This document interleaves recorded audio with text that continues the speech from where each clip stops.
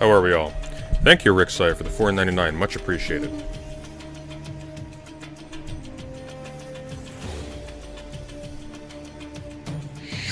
It has risen a little bit.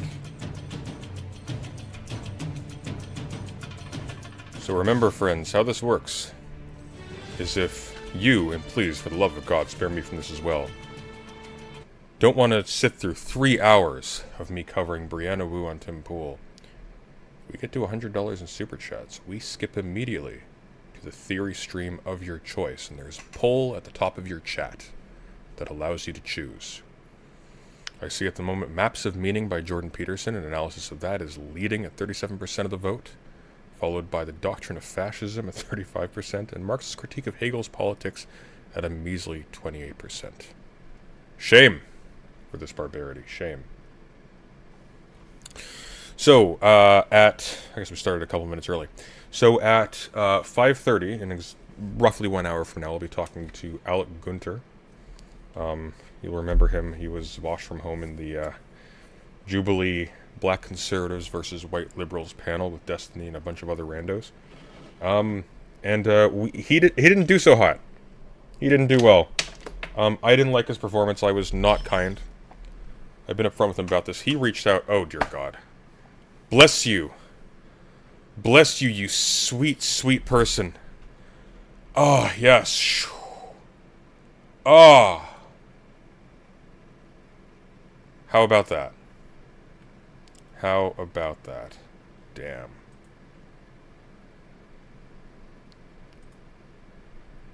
Damn. Well. Are you telling me... Wait a minute. Wait a minute. Is that for the theory meter? Or are you telling me to suffer through woo? Wait, Smith, we need clarification. You're telling us to suffer. But woo is suffering. No, wait. Wait, is the squid fed or was this poison? Has the squid... Has the squid been... duped?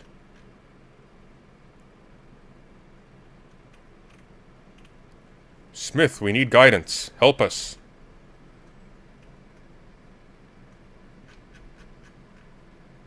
Suffer through Peterson. Oh, thank God. Oh, yes. Yes. Oh, brilliant. And you know what this means? I get to make you suffer through Wu another day. And tonight we do Peterson instead. Beautiful. So we do have a guest coming on. So first we are going to talk to Alec Gunter. I can't just kick him off stream. Although I should have another meter for kicking guests off stream. I'll think about that. But that'll be worth going through. But afterwards, we are not going to touch Wu at all. We are going straight to theory. That's the power of capitalism. And the Brianna Wu pool stream, 18 plus only, will have to be on another day. Alas. Alas. Maps of meaning. Squid theory.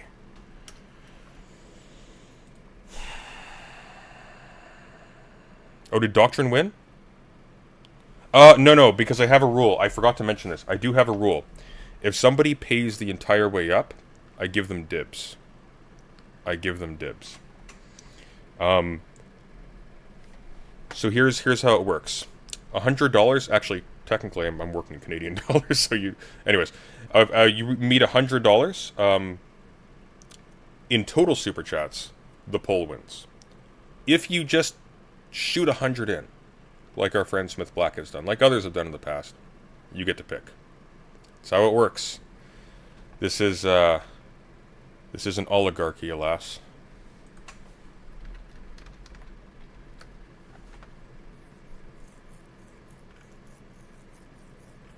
I give you plebiscites periodically, but you're not truly free. No, Alec Gunter's not getting yoinked. We're going to be going directly into Peterson afterwards. We can even we'll spend a significant time on that. I'm thinking like at least 2 hours, at least, just going through. I am prepared to speak for long periods of time. Exactly, Insomniar. Like real life, money makes the decisions. It's the golden rule. Whoever has the gold makes the rules.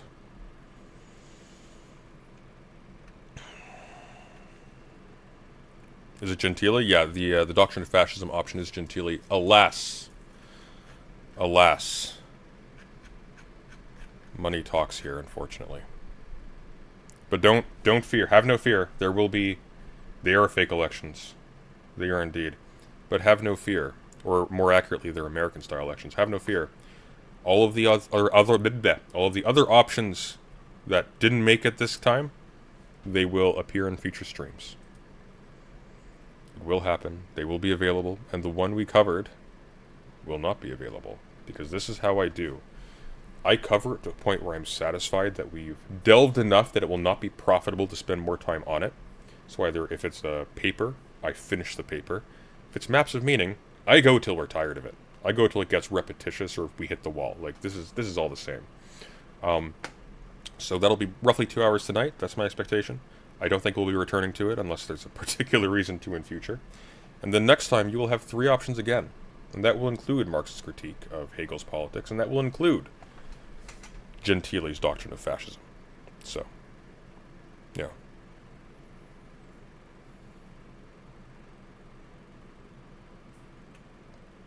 Have we covered 5 o'clock Shadow Day up in here? What, you don't like the, Everybody tells me I need to grow it out. Although, there's a flip side to all this. If I get another 100, you get dibs too. That's how that works, until we start. But for the time being, the theory bar has been filled. Now let's get down to business to defeat the Huns. Alright, so, first off, we have about 58 minutes until Gunter appears. Maybe I'll get him on earlier. In fact, I think I might try to. But in the meantime, he has apparently live reacted. Oh, why is my AC still blasting? One moment. I'm not that kind of leftist. Not committed. Wait, we need some minimum audio quality. Alec Gunter, after his unfortunate showing on Jubilee, did a live react to it. It's 4 hours long. We're not going to watch the whole thing, but it'll give us the tenor of his position on it. I haven't seen any of this yet, so I'm looking forward to it. We'll watch that until Alec Gunter's ready to arrive. I'm going to message him and see if he's able to arrive a little bit sooner so we can get straight to the theory. And that's how we're going to do. We all good? Alright.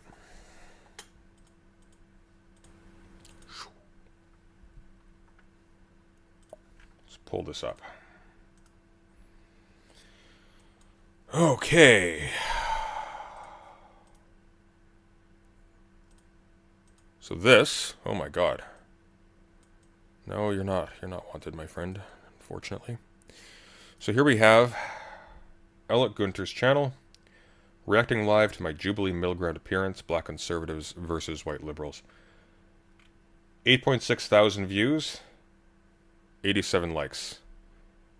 This is what we in the business call a ratio. This did not go well.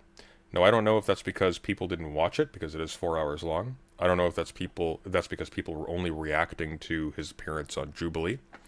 But people weren't happy. So if we go down here,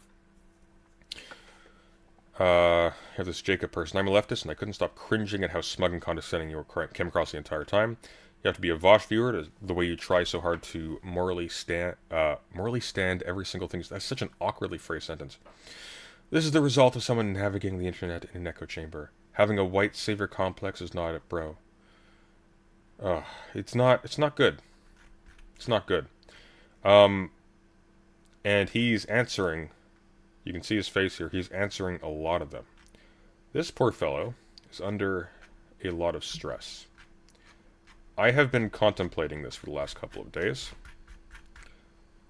I don't know how much he deserves this. This stream might give us some indication. But he sought me out to talk. I didn't seek him out. He DM'd me. What did he say exactly? Let me make sure I'm not misrepresenting him here. So he DM'd me a couple days ago.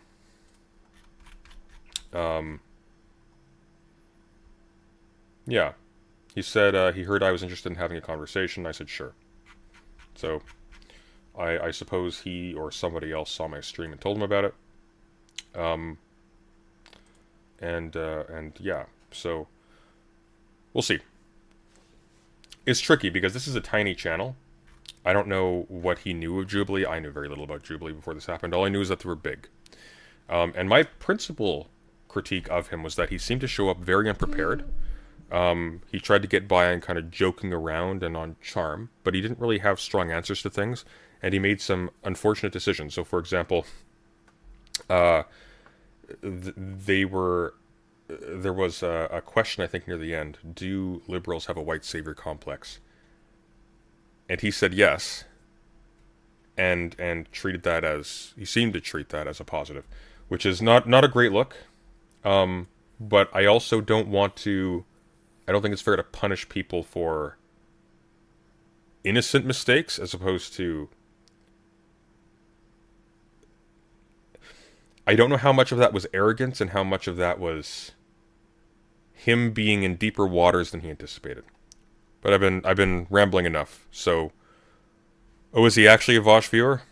I mean, he has the Vosh style. He was definitely going for that kind of approach. All right. Anyways, let's see what he has to say. Like, that's wrong and actually racist. Okay, here we go. So we start here. Okay. That's a nice starting screen. Kind of dig that, actually.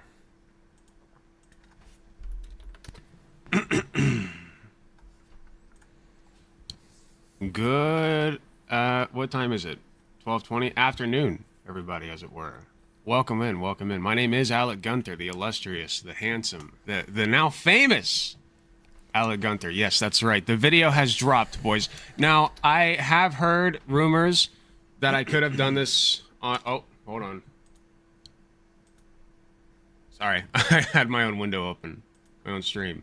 I heard rumors that I would have been allowed to watch this on Twitch, but, you know, I'm not going to take any chances, and, hey, why not? We can give the YouTube frogs a little something, right?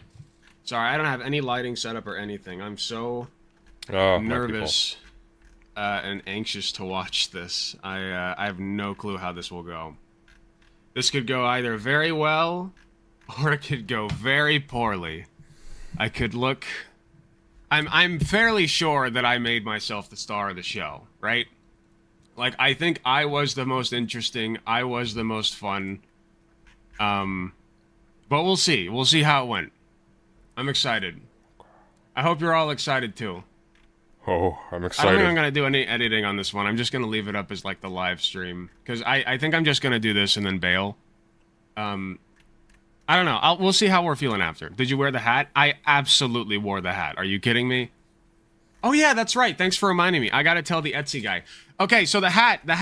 Now, what you guys don't know is this was a sponsored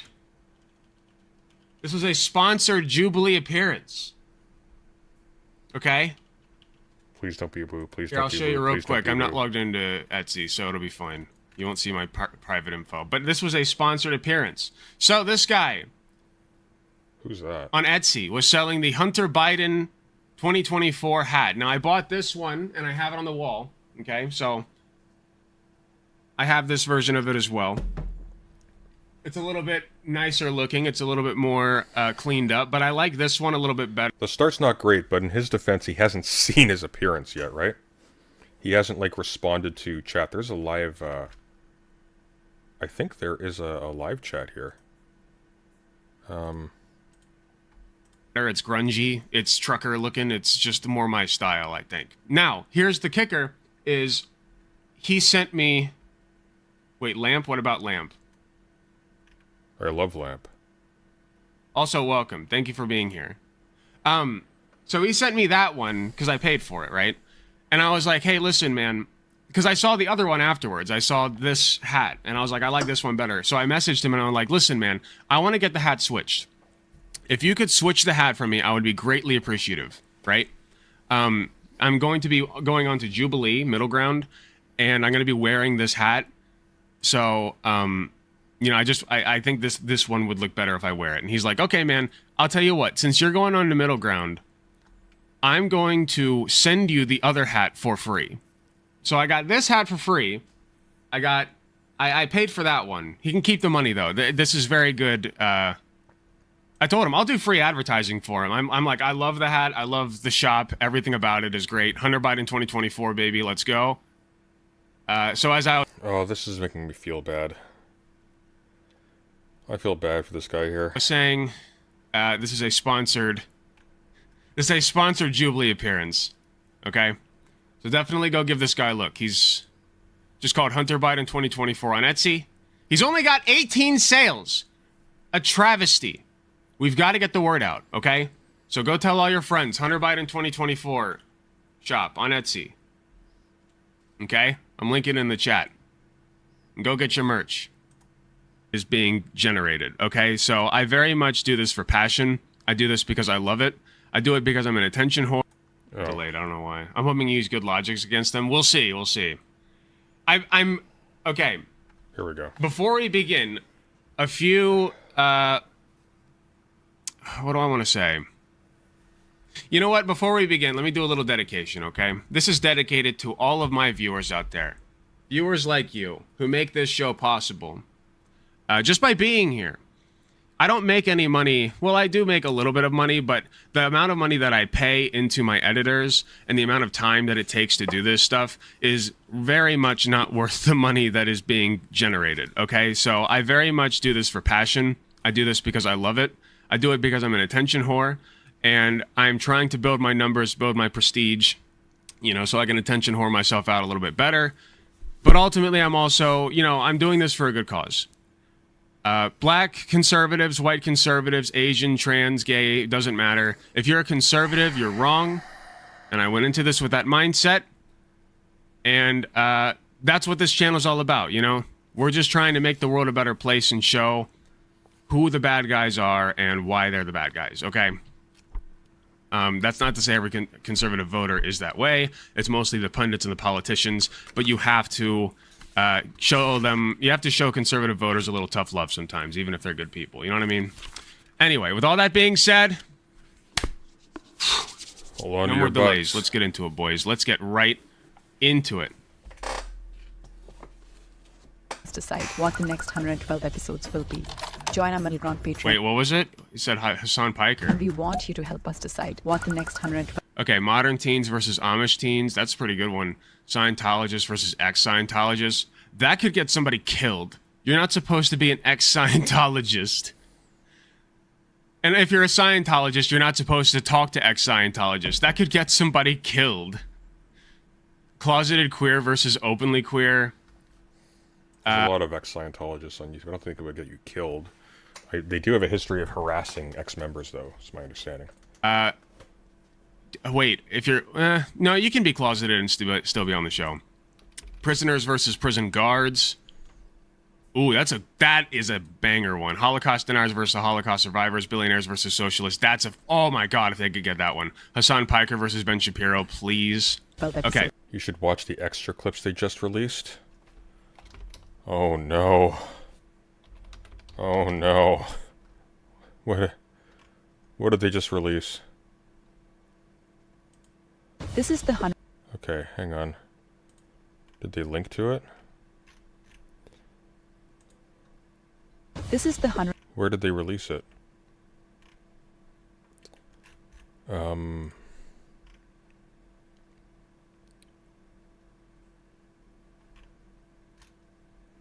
there a separate channel? Is it Tubally? Not.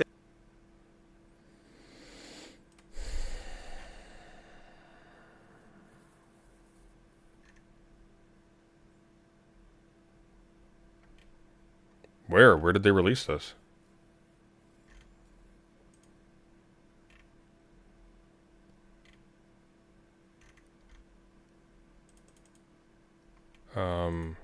It's DistroKid is. Oh.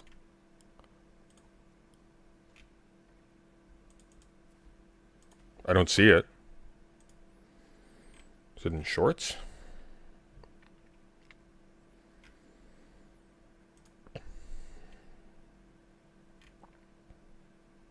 Weird. I don't see it. Okay, let's go. Join our middle ground Patreon community and make There's so much build up to this. Vosh versus Ben Shapiro would be amazing. Here we go. There's me. It's me. That's me. I'm the boy. I told you guys. My friends didn't believe me. My friends didn't believe me, but there I am.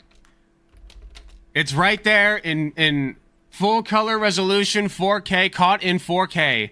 Okay? Towering above the competition. And also, this guy next to me is really based. He was wearing a Luffy shirt. Both one-pieced out the wazoo. I love this guy. Not so very fond of her, and I'm neutral about this guy.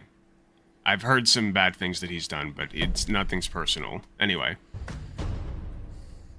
Scientologists versus Jehovah's Witnesses is the debate we need. We need SJWs versus Jehovah's Witnesses. I was chosen to read the following prompt. White Americans have way more advantages than black Americans. Okay, here we go. Here we go. He's got his video really quiet. Do white Americans have more advantages because they're white? Or Why Destiny look like a divorced dad? He does kind of carry that energy, Because he is a divorced dad. What do you mean he has that energy? He's literally a divorced dad. doesn't he? or do just white Americans have advantages because of historic factors? I think that people want There's to the argue boy. at the There's end of the me. day over I'm whether it's blocking historical- him. Look at my stance.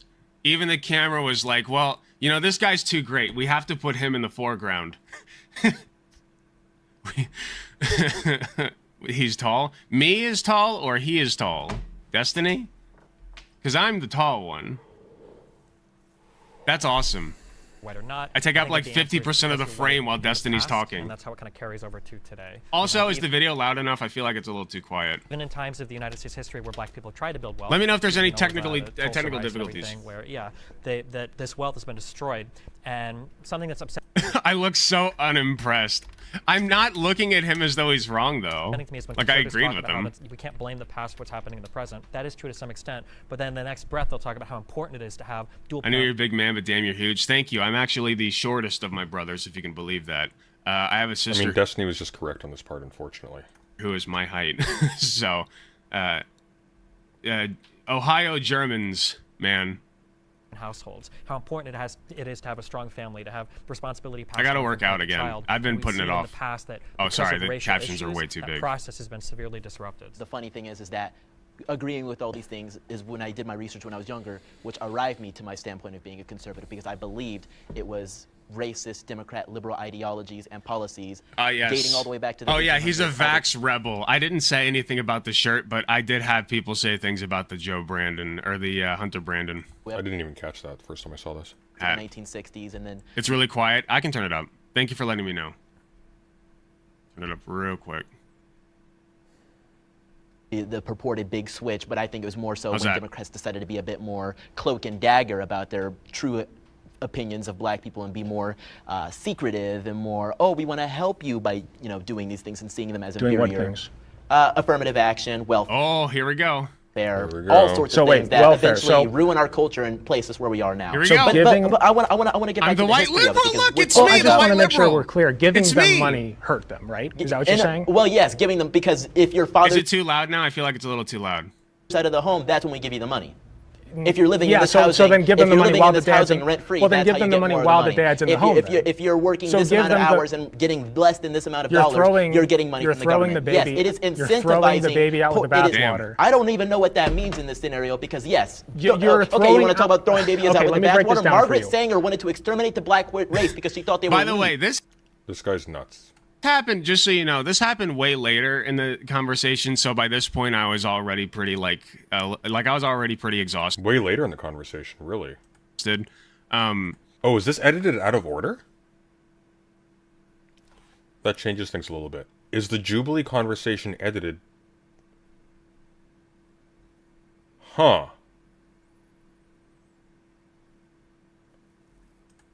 So I am going to dig into this guy more than I would have if this had been the beginning of the debate. So I think that this is a little bit...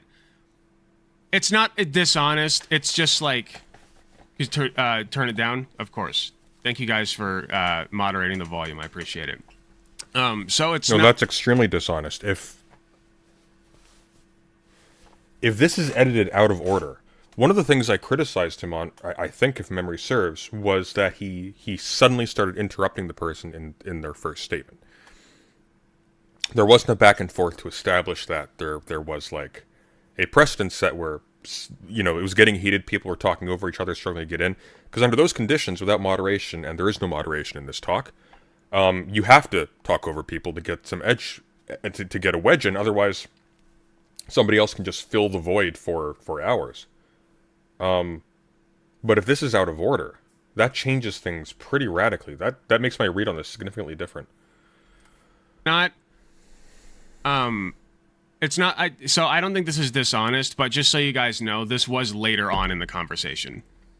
So yeah, we can literally talk about throwing the baby out with the bathwater. So I'd already That's what been Margaret going Sanger, back and that's what forth with Democrat this guy. policies wanted to do to my people. So that's why I feel so strongly about it, because it is these Yeah, that's a big deal that this is out of order. Because it's completely misrepresenting the tempo of his contributions to the conversation. That's bizarre. Policies that date back centuries that were built off of the death and poverty of my people. Let's take a breath. Sure. So, I'm breathing. okay. So a lot of babies aren't, but I am, sadly. I don't know what that means. When I say Yes, you know what that means. Come on, man. He's making an abortion reference. throw the baby out with the bathwater, you want to I don't know what. completely He's get just rid like of- a lot of babies aren't. What? I think that was an abortion jab, but I have no clue why he said that. Like even now, it was so weird. Okay, or at least the I don't want to put that on you. You haven't said that, but the conservative apparatus does, clearly. So, giving money to a group of people does not hurt them. I mean, It sure, if can't. you're talking about a lottery, just Literally hey, take can't. money. But Yes. there are strings Take money. attached to that money. Take all the there money. are strings attached Give to them that millions. Make them all millionaires. I don't care. Giving money to black people Yes. does not hurt them. And that has thinking not that- happened, though. That has not happened. What do you mean? That has not happened. Giving- no. It hasn't been a You're saying reparations. It hasn't been this so or that. what It has you're been saying, a welfare program, welfare Great was Societies designed. Act that Welfare was built was- off of the idea of, hey, we get these families split I feel up. like I did really well against him here. Like my tone is powerful, but it's not snarky. I was afraid of coming off too snarky, but I think just like it's not really anybody's fault. But I think just being who I am and having kind of a deeper. You came off. The problem with his portrayal here, and it's inflected by the fact that they've arranged the parts of the conversation out of order, so we don't get the context of a build-up to this level of tension from previously in the conversation. But you're not coming off as strong here. You're coming off as smug, and there's a difference between these two. You're not coming off from the perspective of somebody who is patiently parrying somebody who is less equipped than them. You come off as somebody who is doing the voice. It's like early Vosh, which is not good Vosh. I don't know, man. I think a lot of the negative reception to this is going to be based on his, I guess his own approval of his delivery, like his praise of his own delivery. I think that's a mistake here. I don't think he did well enough to justify that. That probably accounts for all of this.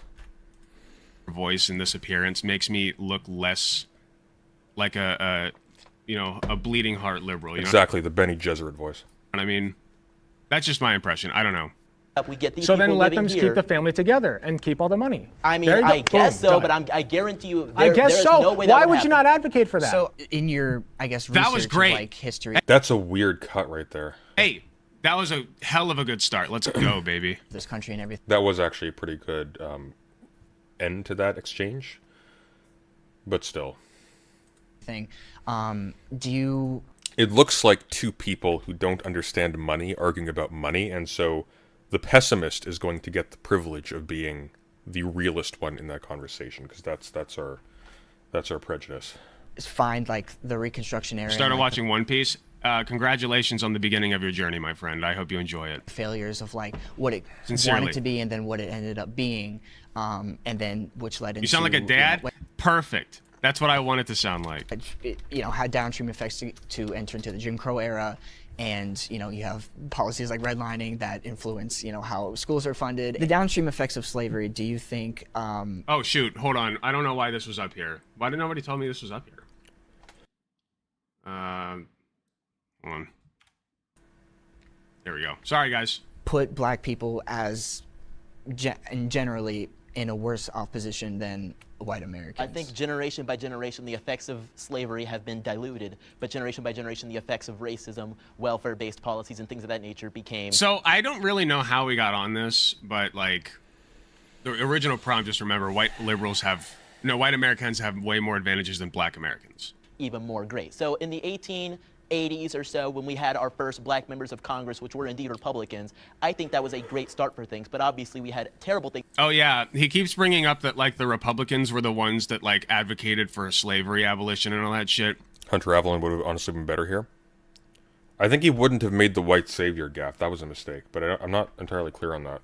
Hunter's had some bad showings lately. And I brought up the party switch, and Destiny kind of corrected me because I simplified it too much. Fair enough. But there was a party swap for all intents and purposes. It was called the Southern Strategy. And I bring that up at some point, and I don't know. We'll see when it comes up. Things that happened, like the Tulsa massacre. Sorry, I'm nervous. Among black people being chased out of their homes by the KKK. Sure. All funded by the Democrat Party, all supported by the Democrat Party. Well, I mean, I need to stop you there. Can you attribute not to the party but to the ideology? Because I think when you think, regardless of whatever the party It's switch really was, dumb, isn't it, Fetus? traditionally conservative values did not that's more aligned with more racist policies It's in this very country. difficult to compare 2020's conservatism to 1880s conservatism. No, it's not at all. It's not at all. It's all the same basic shit.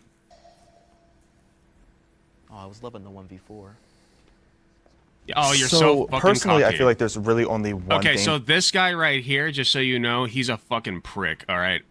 that white people I went have back a true and forth with him advantage over black extensively. people with, and it's that From what I saw of that conversation, I tend to agree. This is the most disingenuous person on the panel. white people are less likely to be forced into a This person is like Nick Fuentes. This person is like...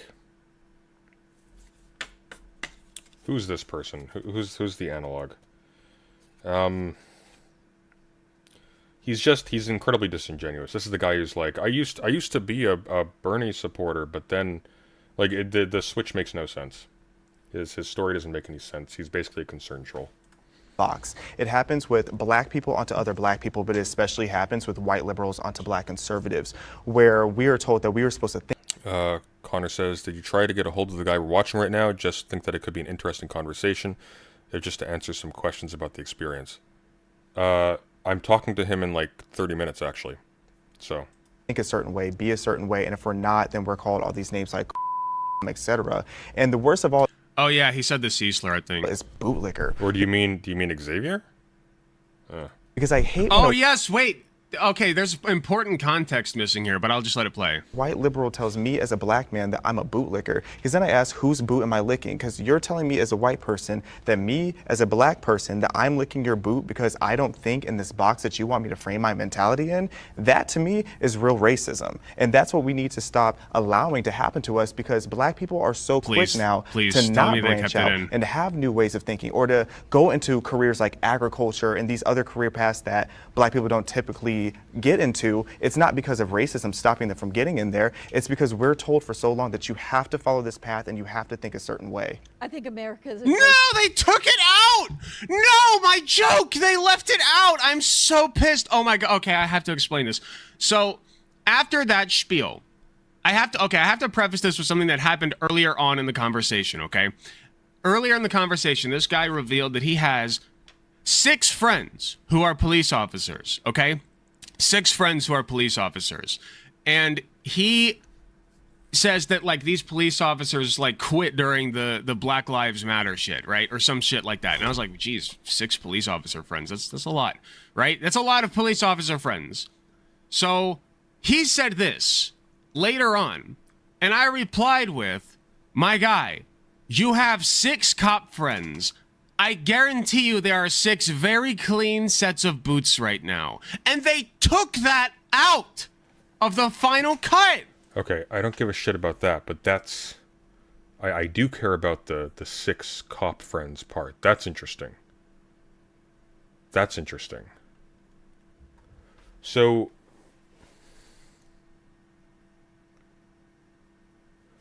So this is insanely edited.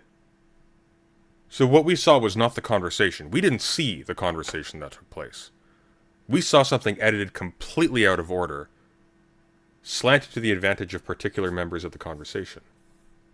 We actually haven't seen this conversation. This is entirely fabricated. Entirely. We don't even know what order it's in. We're not told it's edited. We're not given any indication that this is cut out of order. So we see people react nonsensically to things, but they're reacting to a conversation that's been progressing for maybe hours. We just don't know.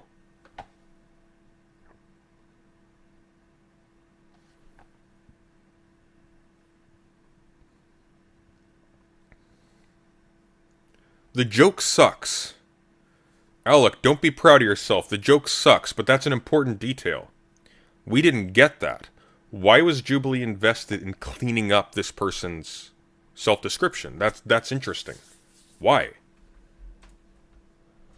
Oh my god, they did me so fucking dirty. All right, I'll get over it. Just Place for a black let it person. go. I'm an Let it go. American. Don't let it Anything go. that's available to you is available to me and mine. I've personally never. Oh my god, they're all so annoying. Honestly, everybody there was so fucking annoying except for Destiny and the other guy wearing the One Piece shirt. Even like the girl liberal who was there was like, I don't really go with labels. I'm like a centrist, you know, like I lean. Okay, great. And tell us all about how you found every black person and woman in the conversation annoying. Thank you, Alec. Smart move. Oh, thank you, Smith Black. As someone said earlier, Destiny said that they filmed for about 3 or 4 hours and it got cut down to 45 minutes. It's a lot of missing context. The missing context I can forgive a little bit, because like 4 to 5 hours, like I understand like a supercut, right? And thank you for the $5, by the way. I understand the supercut. Like for 4 or 5 hour conversation, you'd have the supercut and then the full VOD. Did they ever release the full VODs? Because I want to see that. What I can't forgive is cutting large sections of it and then shuffling it out of order. That's slimy. That's really bad. That's really bad. Left, but like, it's just fucking. Don't imitate the voice. God damn it, man. Rating, dude. White people having way more privileges than me. Like It is very, very. What's wrong with that? Who cares if they're fucking black? Nobody cares if they're fucking black. It's just that's so easily spun. Like, because honestly, it's black conservatives versus white liberals. They probably are all annoying. I know all the white liberals were annoying for sure. Everybody in this panel was annoying as hell, except Destiny.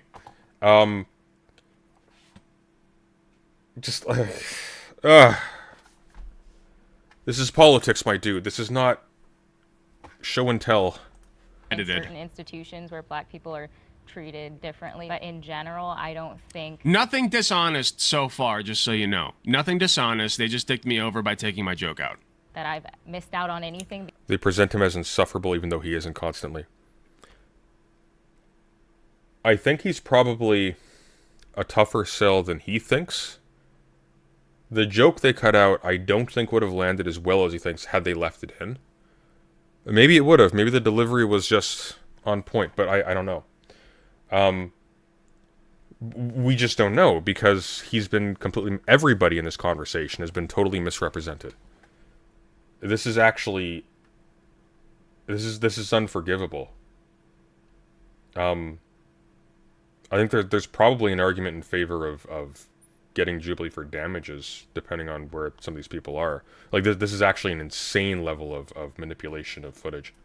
Because of being black, and if anything, it's given me more of a voice because... By the way, I want to point out, and I didn't point this out during Jubilee, like during the middle ground shooting, but the only reason that she looks black is because of the way that her hair is. Okay, her skin obviously is a little bit darker than mine. There's some things about her complexion, whatever. But, like, if her hair were not done up like this, then she doesn't even look black. Like, Alec, stop. Stop while you're ahead. Just stop. Dear God, man. Ugh. She could easily pass as white. And so if she just has, like, Stop. straight hair... and she's walking around. Of course she's not going to feel the effects of systemic racism as much as, like, somebody like this guy. Alec, what are you doing, man? Stop. Right? Stop. Like, am I crazy? She's like, I don't even really see it in my life. Well, yeah, if you don't wear your hair like that, you wouldn't have to now, would you? Alec. Anyway. People will want to hear what I say now because I'm black. So if anything, I have more of a platform. I was now this just close on the to basis saying of being that. a black conservative and Oh, saying what's not thank God he didn't. Oh my God. Can you imagine? not popular than I would if I was just a white person who They was really like me. They really just keep me in all the shots. They don't like you, dude.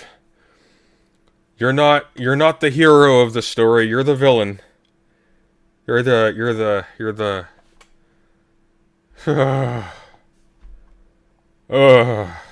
Supreme Court's decision Okay. and affirmative action.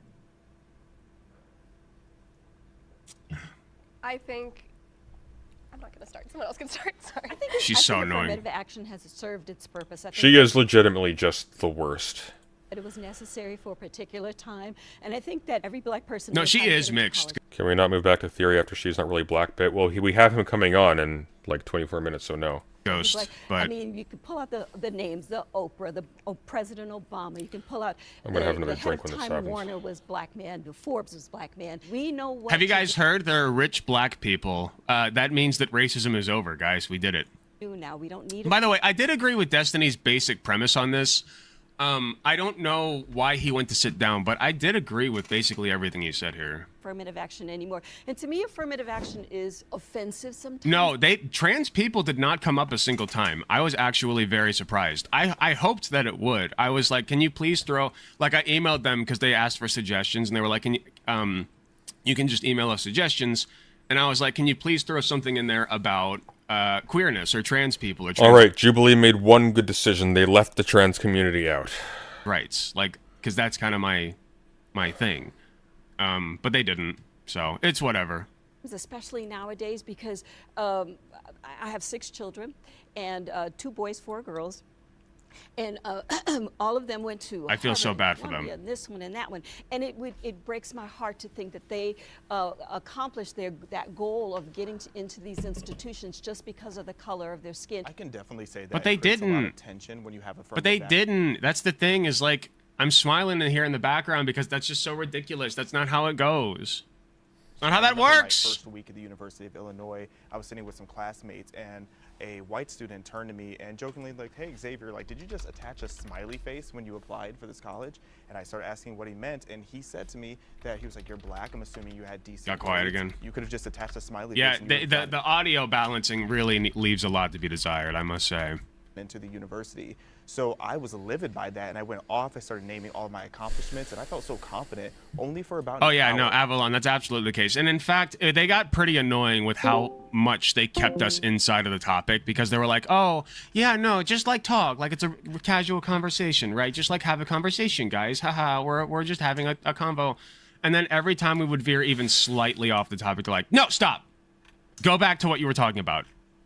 They weren't that mean about it, but they did do that. It was really annoying. Because then an hour later, I started saying to myself, like, wow, like, did I actually This earn is my so way in here? bad. I started to have this insecurity, and I started wondering to myself, did I earn this position myself, or did my ancestors' suffering earn this for me? And two, I've seen it in the Who fucking cares? Your ancestors' suffering earned everything for you. If your ancestors hadn't done what they did, you wouldn't be here, and you certainly would not be enjoying the fruits of their suffering. Regardless of if they're black, white, or whatever. Okay, you live in a society that was built, We live in a society. began being built like thousands upon thousands of years ago. They all suffered for your benefit. That's... Hang on, what is he saying? What? Stop. Go back to what you were talking about. They weren't that mean about it, but they did do that. It was really annoying. Because then an hour later, I started saying to myself, like, wow, like, did I actually earn my way in here? I started to have this insecurity, and I started wondering to myself, did I earn this position myself, or did my ancestors' suffering earn this for me? And two, I've seen it in the Who fucking cares? Your ancestors' suffering earned everything for you. If your ancestors hadn't done what they did, you wouldn't be here, and you certainly would not be enjoying the fruits of their suffering. Regardless of if they're black, white, or whatever. Okay, you live in a society that was built, that began being built like thousands upon thousands of years ago. They all suffered for your benefit. That's such a stupid way of looking at this. It's like, why the fuck do you care? Anyway. sense of like affirmative action taking away from other people who are Cucked, dude. minorities. Like I had a friend who was Asian and he in high school and he really wanted to go to MIT. That was his dream school. He interned there. He was super like prepared to go there and he didn't get in. And you can only assume that it was because of affirmative action because they have such a large Asian population that they want to admit other people. Yeah, I was gonna. I don't think she afforded Harvard, by the way. I think the point was that they got in on a scholarship or something. They argue that it's more racist nowadays because it excludes so many Asian Americans from getting into universities Yeah, totally. who deserve a spot, and they can't get in because of affirmative action, which, again, like you were saying. See, but that's not true. They don't bar people who have higher qualifications from getting in.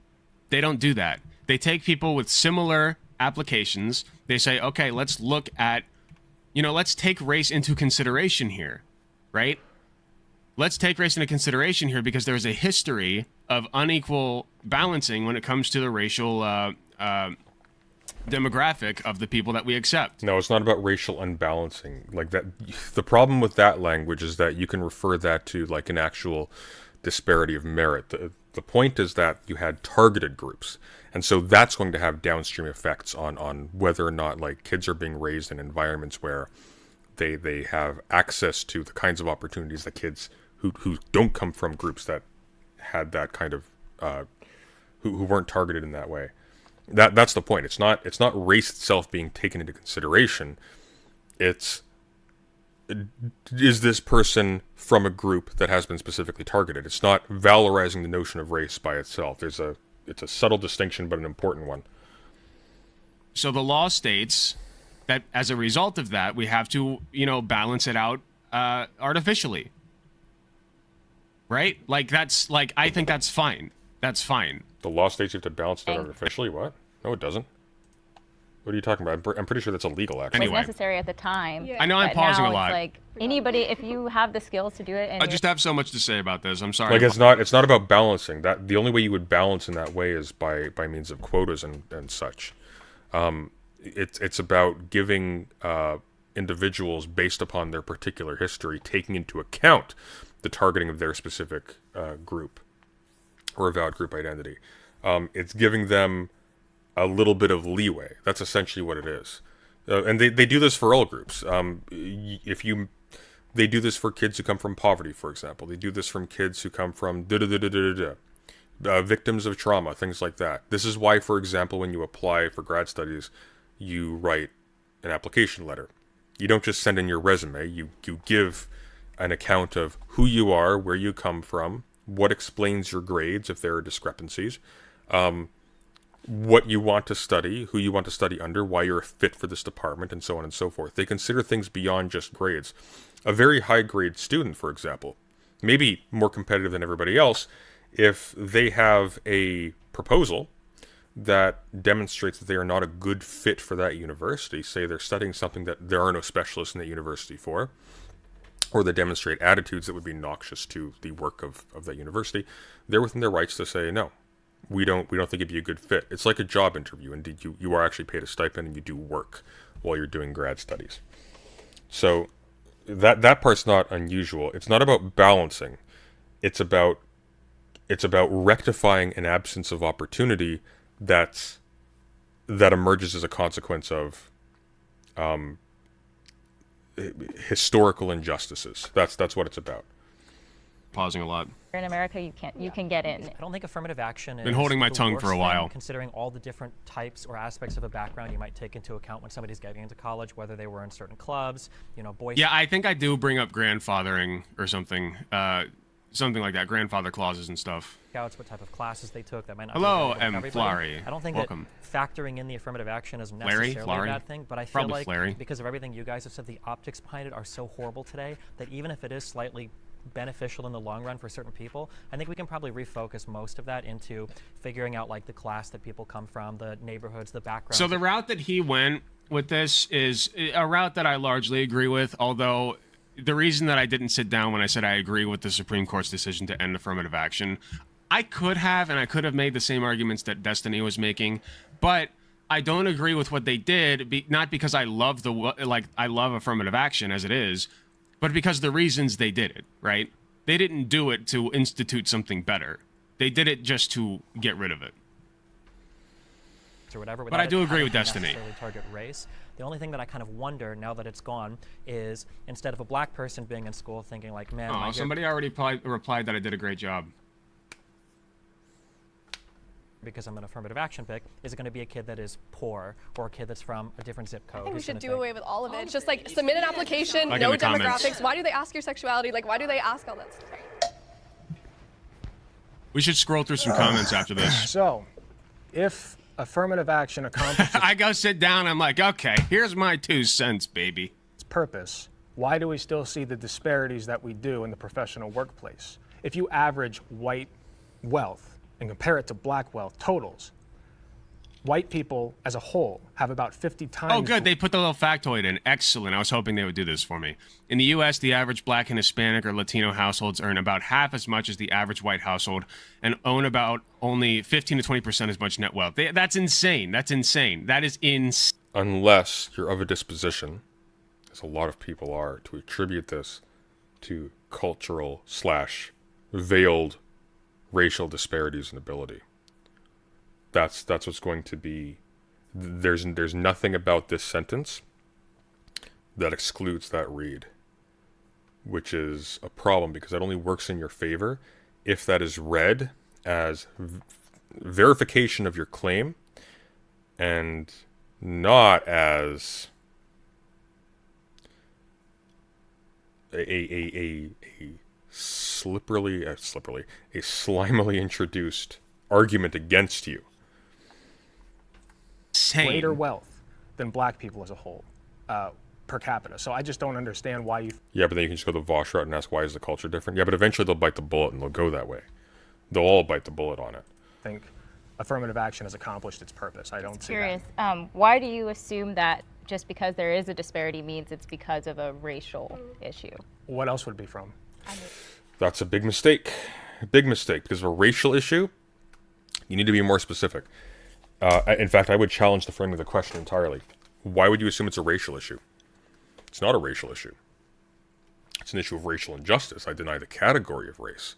Go some way like that. Because saying it's a racial issue, you haven't actually precluded race-based explanations for the disparity. And the race-based explanations are going to refer the disparity to racial qualities, not to the way in which racial categorizations have been treated in different ways.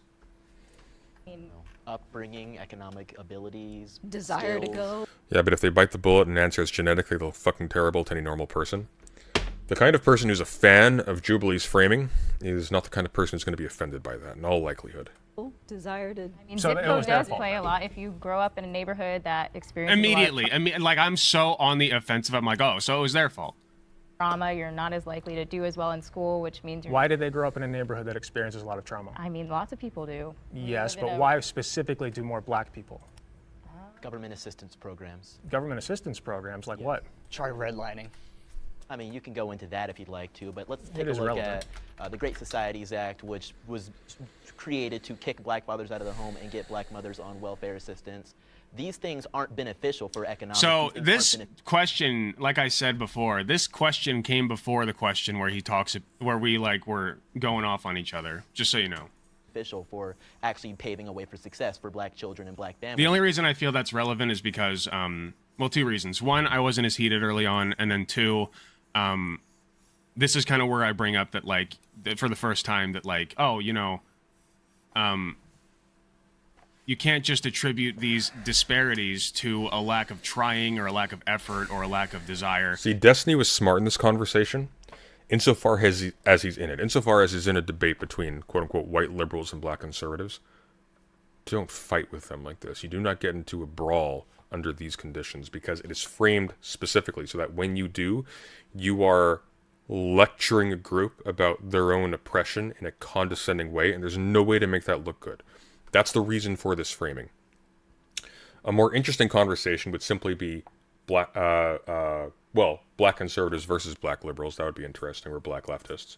Or alternatively, conservatives versus liberals on X, Y, and Z issues. But that's not what Jubilee is.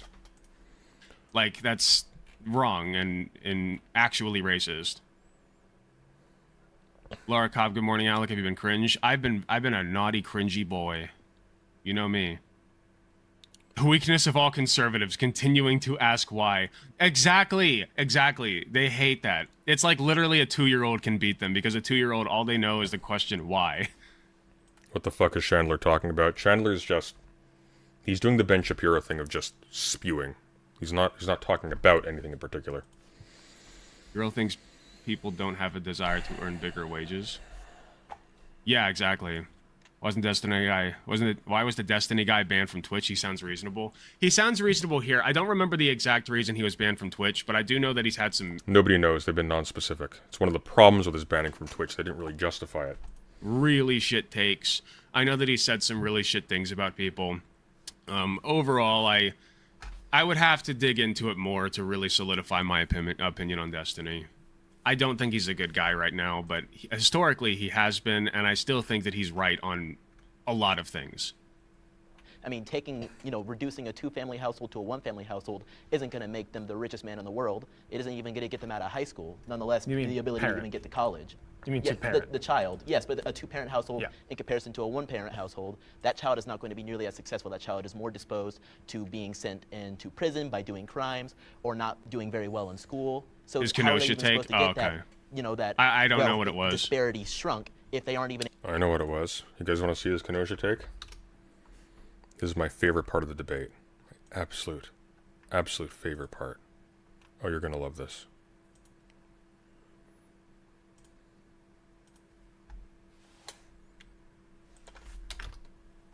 I think especially recently with a lot of riot stuff that's gone on or protest stuff that's gone on, people on the left tend to infantilize a lot of different types of protesters, and especially even talking to, some of the other black content creators I do content with, when you hear a lot of progressives come out and say, well, they don't have a choice but to riot or break into this store. The rioting needs to fucking stop. And if that means like white redneck fucking militia dudes out there mowing down dipshit protesters that think that they could torch buildings at 10 p.m., then at this point they have my fucking blessing, because holy shit, this fucking shit needs to stop. It needed to stop a long time ago.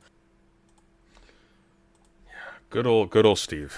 Been able to get out of the community that is causing these problems for them. Something I think that this conversation illustrates is that affirmative action is literally the very end of the line of a lot of different parts of a person's life. And by that point, trying to rectify all of the inequities that have existed, to try to remedy any of that at the very end. So I think the difference between me and Destiny is Destiny did a lot of explaining and I did a lot of questioning. I think I was very assertive and aggressive against him. And I'm not saying that makes what Destiny did wrong. I do think it made me more interesting, though. Just saying. With affirmative action, it might just. That's because you see an enemy, Destiny sees a business opportunity, and frankly, I think most of us need to start adopting that mindset. Not like throwing our own under the bus, not throwing our causes under the bus, not throwing the things we claim to believe in under the bus in order to appeal to a conservative crowd, but we need to start appealing to their audiences, and one of the ways in which we do that, not by sucking up to them, don't go the woo route. One of the ways in which we do that is by appearing reasonable to them, being extremely patient with your opponents, and being prepared enough that you can afford to be. There's a line from Foundation that stupidly applies here. It's violence is the tool of the incompetent or something. Let me find the actual quote. Violence is the last refuge of the incompetent. Violence is the last refuge of the incompetent. I like that. Well, similarly, if I think at this point, if you're forced to resort to debate tactics at this juncture, I think there's fatigue with that. I don't think people really want to see that anymore.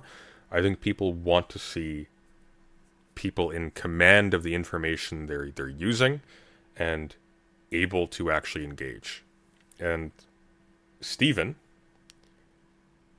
often is unable to do that, often resorts himself, but in this context, he is. So he performed much better because he was willing to be quiet, miss opportunities for jabs, unless he wasn't, because as we've just seen, this is a horrifically doctored video. We don't know what Stephen actually said in total. We just don't know. Although, I imagine if he said something outrageous, Jubilee would profit from that, so I don't think they would cover for him there. But, the problem with Alec here is that he's trying to beat the other side. You can't beat the other side. You lost when you agreed to the conversation, labeled as white liberal against black conservative. You lost. Right off the bat. Victim blaming, yeah. And maybe we'd be better served focusing on the earlier issues than trying to throw a kid who maybe, can barely read at a 6th grade level. With American welfare, it's more beneficial to be single since it gives much more money for each person. Exactly. And I brought that up. Well, I brought that up earlier, right? I said, you're throwing the baby out with the bathwater. I said that back here. They just want to ditch welfare And it's like, well, no, you're pointing out to me that it was structured in such a way to keep black people from getting married. So let them marry and keep the money. Like, make it incentivize the marriage without taking away the money. You can do that. What's your position about wearing anime t-shirts for events like these? I literally wore... Mine was more inconspicuous, but my shirt, this shirt is from One Piece. And the shirt that was underneath of it when I was wearing was from One Piece. It was way less conspicuous, but fans of One Piece know exactly what it is. All right, it's almost 5:30, so we're going to have Alec on very shortly. I'm going to run to the washroom quick. I think we get the idea. And we'll do this. I hope it goes well. We'll see. We'll see. Be right back, folks.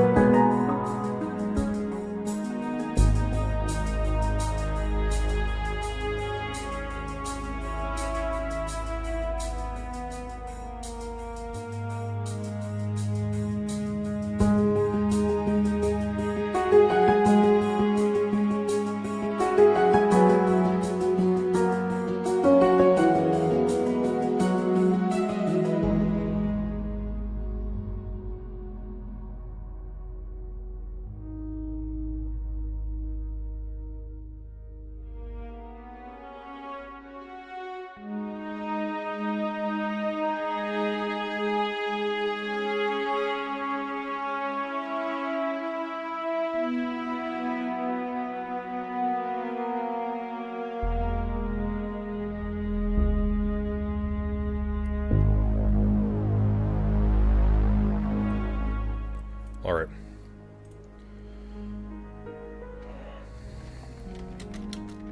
It is time. Sweet.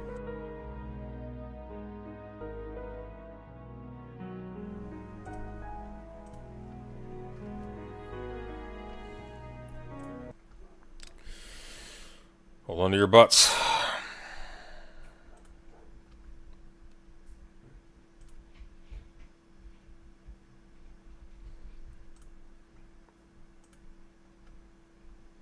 Hello. Hey, it's gonna be 1 sec. Let me get you on the screen here. I should have turned my camera. Oh, if you like, that'd be swell. Yeah, sure. Here we go. 1 second. No worries, take your time. It's all good. I need to sort this out on my end too, because this is... dimensions are not working with me. No worries.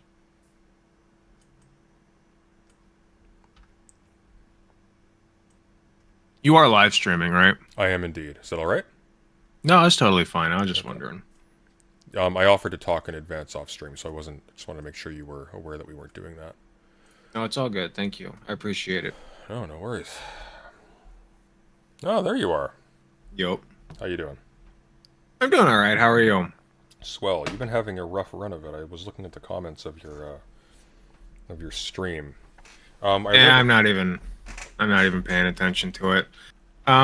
Looked like you were answering almost every single comment. I think you paid a little bit of attention to it. Initially, yeah, but the past few days I haven't. Good. That's smart. Yeah, initially, like in the live stream, I was answering all the YouTube comments, but the past few days, I'm like, you know what? No politics, no nothing. I'm doing my own thing. Okay. I was interested to learn just how, because I don't watch Jubilee. I think this might actually be the first Jubilee video I've watched on stream. I'm a little bit out of the loop when it comes to this. I was amazed at how much, not just was cut, but how reordered it was. Because I remember on my initial watch, I was a little bit baffled at the sudden escalation of your tone in the conversation. You're just suddenly interjecting on what I thought is this person's first statement. It's like, no, that's not exactly what's going on here. It's a little bit different. Oh, you're apparently louder than me. Let's fix that. Can't have that. Try speaking again. 1, 2, 3. Oh, weird. Okay. Let me boost mine a little bit. And I think that should do us. Okay. Okay. Yeah, so... Oh, wow, we're redlining here. Give me one moment. No worries. We're all leftists. This is how the audio goes. I mean... Yeah, so that was kind of crazy to see.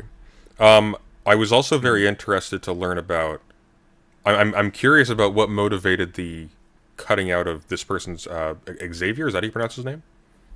Xavier, I think. Xavier? That's what I've been calling him. Yeah, they cut out his biographical detail of having 6 police friends in that conversation. Yeah, I was kind of miffed by that because I thought I had a really funny quip against him that they didn't keep in. Yeah, I heard.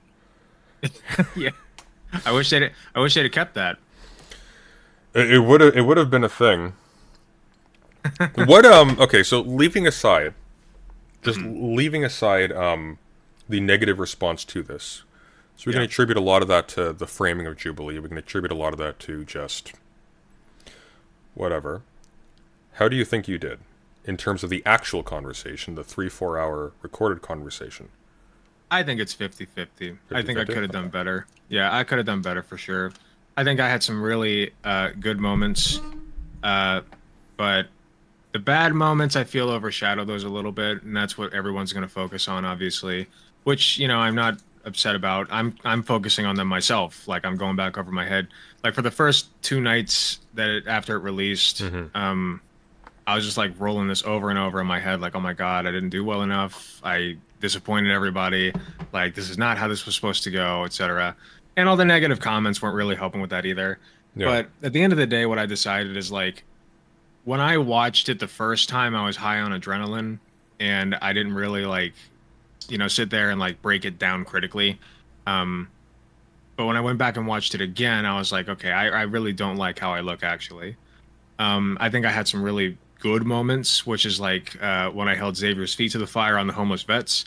The first conversation, I'm actually glad that they opened with that, even though it seems a little bit unhinged, and that's clearly out of order. But I think that I had a really good moment against Chandler, honestly. Chandler's the 18-year-old that was there. And, you know, I think I really was able to hold my own in that little debate with him there and, you know, hit him where it hurts. I think they gave you the last word, and that ended on a bit of a strong note for you, but I feel like the damage by you appearing to randomly escalate the conversation without provocation, I feel like that probably hurt you more than it helped you in the end. So I agree with you. I agree with you to a point, but I think putting this out of order, I think really did a lot of damage to you. I think that first impression stuck with people throughout. I think that's one of the biggest things that you're dealing with right now. If other people read it that way, I don't think that I didn't, honestly. Like, when I watched that was one of the moments that I actually liked. So I don't know if people misread that, that's fine, but I thought I did pretty good in that particular conversation. If I may, I don't think it's a matter of misreading. I think it's a matter of framing, because the nature of the beast is nobody in that conversation is expected to be like an honest representative of their side on an intellectual level. They're slotted into white liberals and black conservatives. They have you on, presumably, somebody said you're like a Vosh regular or something. You're like a leftist identifying. Would you even identify as a liberal? No, but nobody there identified as a quote unquote conservative either. So. Sure, but like there's an intrinsic sort of disingenuity. It's disingenuous, sort of at its core. And so ultimately, like the rhythm of the conversation, who looks like the good guy, who looks like the bad guy, who looks unhinged, like that little bit of, it looked a bit unhinged, that you acknowledge, that kills you. I suppose, like, what strikes me the most is, and perhaps from my end, this is my biggest critique, you probably had you like looked into what actually like took place to get you involved on this panel in the first place. Like what happened? Why were you there? I was on an emailing list and I signed up for it, and then they reached out to me. They actually reached out to me for a different one that I didn't think they ended up doing at all. First, it was like a streamer thing where they were going to bring on political streamers, and then just not cut it because they wanted to keep it authentic to like the live stream format. But then I think they completely axed that one. And so I kept reaching out, and this is the one that I ended up getting a role for. And so they called me, interviewed me and whatever, and I ended up getting the spot. And so, I had to shill out some money to go to LA, but I did that, got on the show, and there we are. And did they inform you by that point that they were going to recut the thing and it wasn't going to be authentic to the actual conversation, or would this kind of blindside you? Or were you aware of that? They had to sign release forms that are like, we can cut you any way we want. This is our video. We record you. We have your likeness, blah, blah, blah, all that stuff. So it's not like I didn't see it coming. I don't think the way that they cut it was like dishonest with a capital D. I think that it was, I think they definitely kept in all the bits where I was worked up. And I told myself going in there that I wasn't going to get worked up, and then I did. It happens. Yeah. So I don't know. What made you, what triggered that? What made you get worked up? There was a couple things. First and foremost, I went in there thinking I need to garner attention, right? Like, I need to be entertaining over, not over like being right or anything, but that was kind of my priority, is being entertaining, because I'm trying to get eyes on my channel. So I figured if I can be entertaining, if I can be the star of the show, then that'll help me. Now, I actually did not know that Destiny would be there. That was a total surprise to me. I had no clue. And so I saw him and I was like, well, now I have to outdo him. So that was another part of it. And toward the middle/end of the conversation, I was definitely starting to get tired. They had us on set waiting for like an hour and 15 minutes, just doing nothing.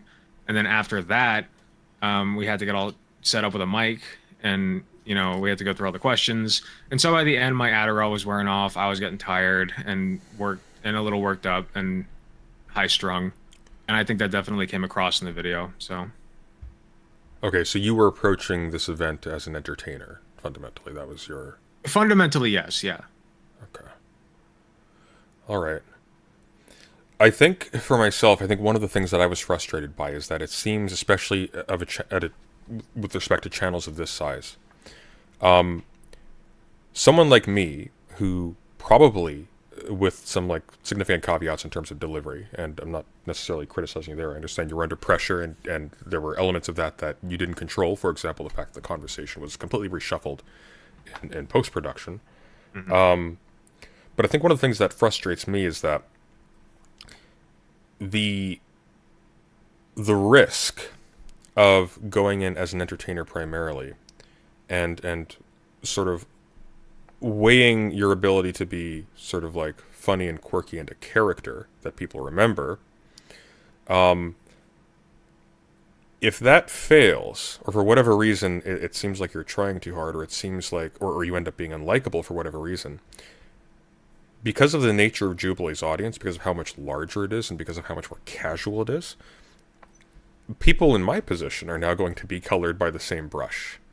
And that gets, and I think that's a large part of why a lot of people were kind of frustrated by this. Now, you're certainly not alone in this, and certainly a lot of the people on the other side of the bench were also doing this as well.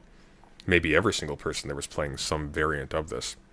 But I suppose what perplexes me a little bit is that, given that I think you're a sincere guy, you're being candid about your motives about why you went on. I don't think you've been disingenuous in any way. But given the fact that we both presumably take these issues very seriously, I guess what I'm a little bit confused by is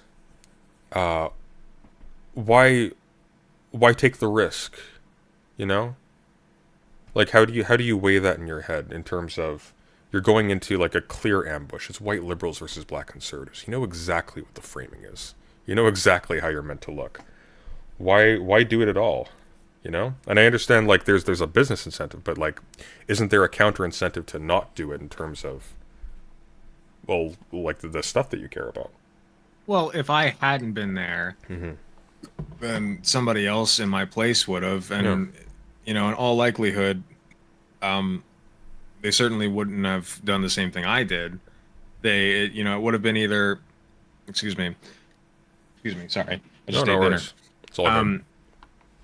Jacob, who was on there, I think that he did a fine job, but I think that he kind of had the opposite problem that I did, which is like he didn't really like amplify his voice enough. And so he was very milquetoast. And I think Destiny was also kind of falling into that as well. And on top of that, Destiny, I felt, was poking a lot more towards the left than he was toward the right. And in that format and in that environment, I just don't think that's conducive.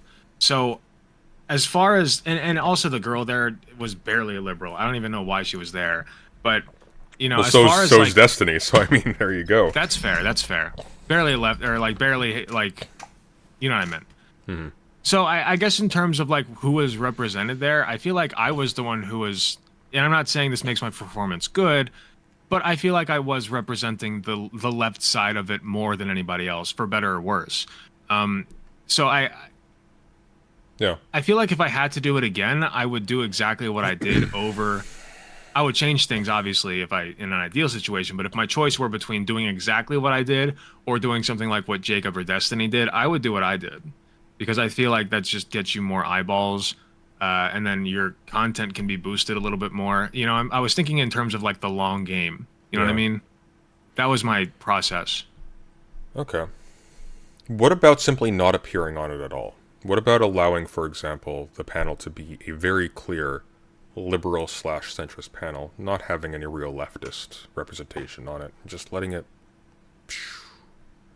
Well, you know? I saw this as an opportunity to boost my channel and my numbers, so that's why I did it. You know, if I hadn't done it, I probably would have kept signing up until I got a different one. You know what I mean? So you would probably just take whatever they gave you. Yeah, I mean, I didn't really. Racial issues are not exactly what I tend to cover. I usually do more queer issues, especially with all the anti-trans legislation going on. So I did prepare for it a little bit, but I think I could have used. How much time did you have to prepare between being given the spot and... A few weeks. Like 3 weeks? So I had plenty of time. But it was less like not knowing enough information and more just not being prepared for that environment, I think. And you don't really know until you get there how it's gonna be. That's fair. And I'm not trying to excuse myself or anything that I did, but I mean, to be clear, I don't think you're under any obligation to not appear on the panel or to do what I think is a good job. Of course. Well, yeah.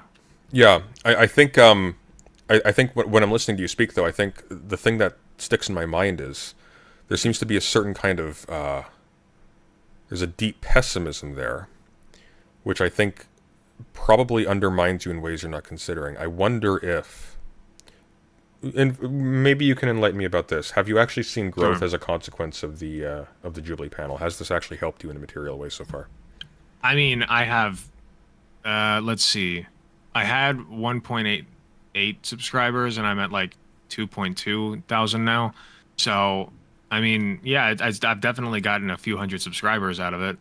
So about 400. Do they pay? Like, are you getting like more super chats? Do you have more patrons?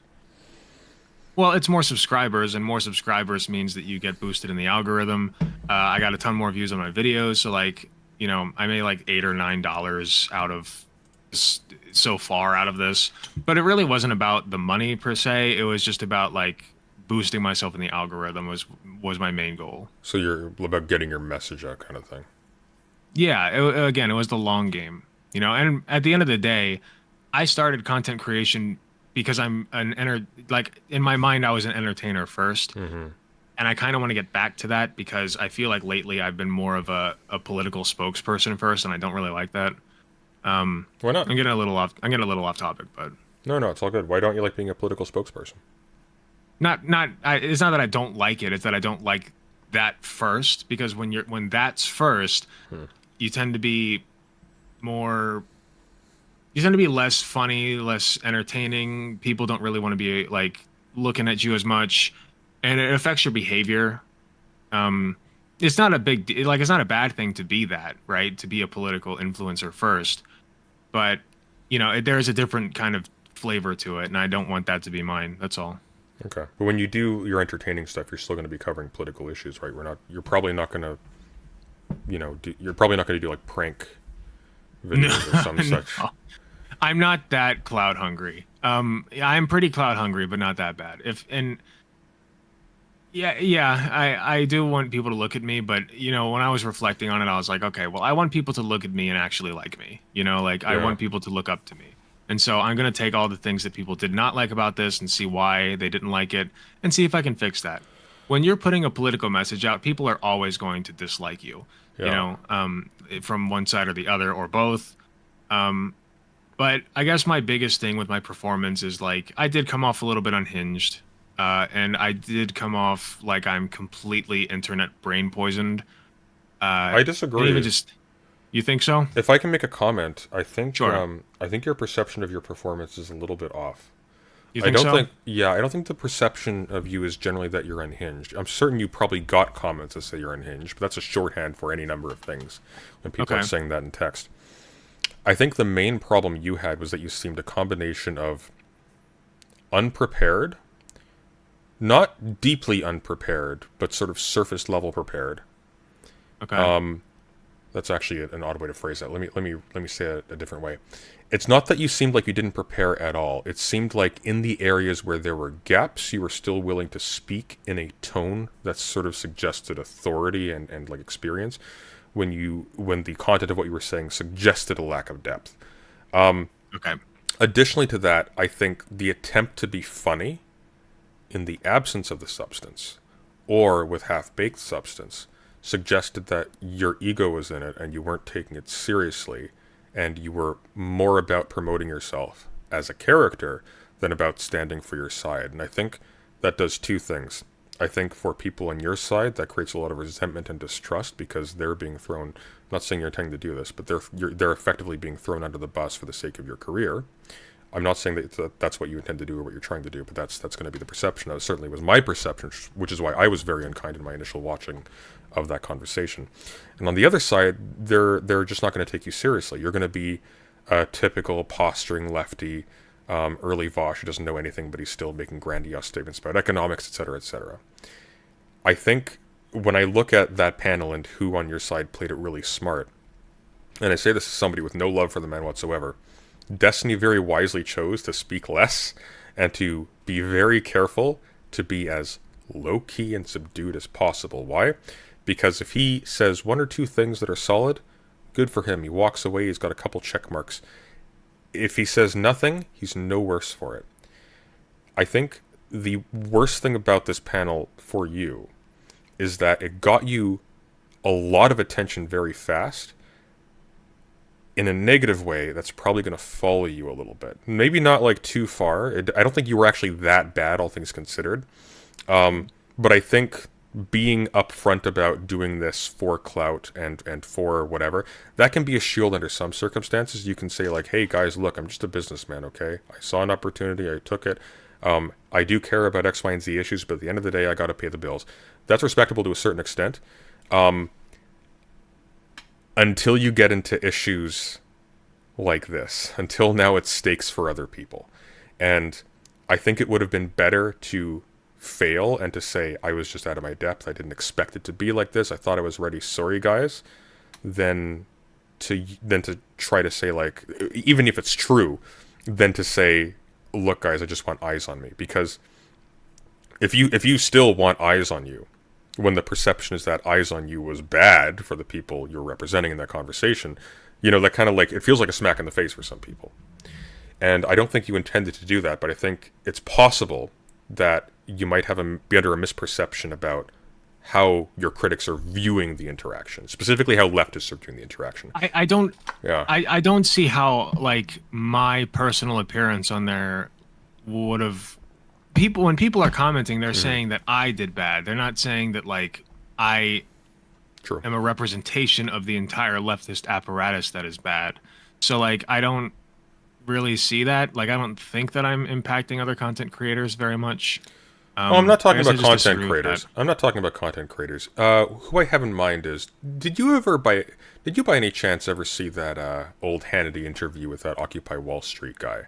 They got this. I don't think so. Okay, he got this when Occupy Wall Street was going on. He got this dorky college student on, probably a very heavily cut conversation like yours, and he just grilled him on a bunch of questions and made him look really bad. Like, don't you want to just go like, hey, when I was a kid, I hit the pavement, I flipped burgers for a living, and look where I am now. Don't you want to do that? No. What do you want? Like, do you want like free healthcare, free food, free housing? Oh God, yes. And then just kicked him off. So the perception from everybody who was viewing it was people who advocate for X, Y, and Z, they're all a bunch of freeloaders with no notion of how reality works and no sense of responsibility.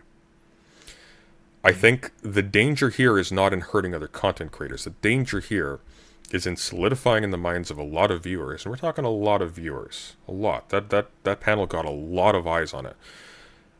Cementing the perception in the minds of a lot of viewers that people who advocate on this side of the line, they're not really serious.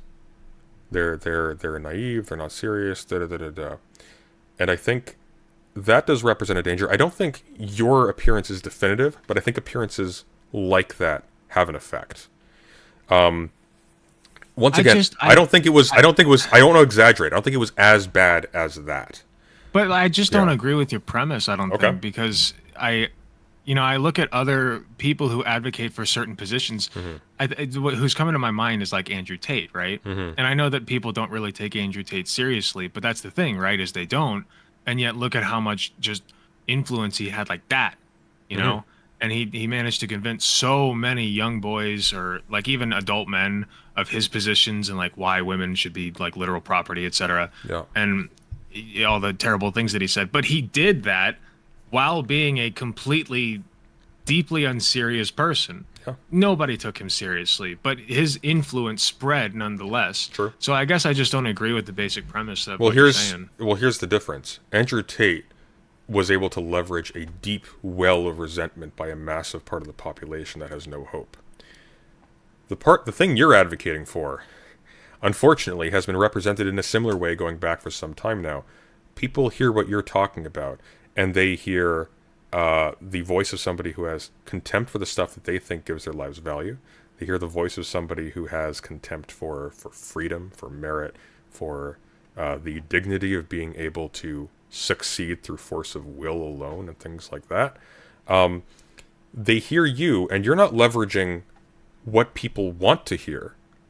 You're leveraging, perhaps I'll say, like with 80% confidence as a 80% of the time in that conversation, you're leveraging what people need to hear or need to believe in order to progress forward against their inclinations. Your message is uncomfortable. Andrew Tate's is reassuring. That's the difference. Andrew Tate doesn't need to be persuasive. Andrew Tate's audience is already persuaded. They just need an excuse, or they need an object, or they need a product.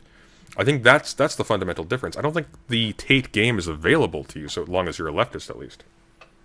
I don't think my message was that uncomfortable when I think back, because what was I saying? I was saying, like, one of my lines was, for instance, like, well, it's not necessarily like black college, like, what was it? It was about affirmative action. Mm-hmm. And the talking point from the conservatives was that if you're black and you're just getting on the merit of being black and not on any actual merit, then you're not going to be prepared, et cetera, et cetera. And they were like, this is happening. We see this happening. People get into these colleges on affirmative action and then they fail.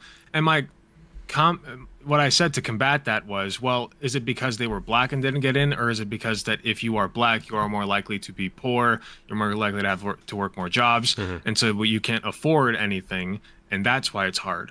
I thought, is that like an uncomfortable topic? Sure, but I don't think that's uncomfortable messaging. I think most people agree with that. It's uncomfortable messaging if you're a white conservative who's viewing this, and I think that's the primary audience for this. I don't think the primary audience for this Jubilee episode was black leftists or white leftists or anybody actually on the left. I think it was primarily white conservatives and centrists who wanted to see white liberals get their asses handed to them. Well, if that's the case, then I didn't effectively do anything except for boost my numbers. Potentially, yeah.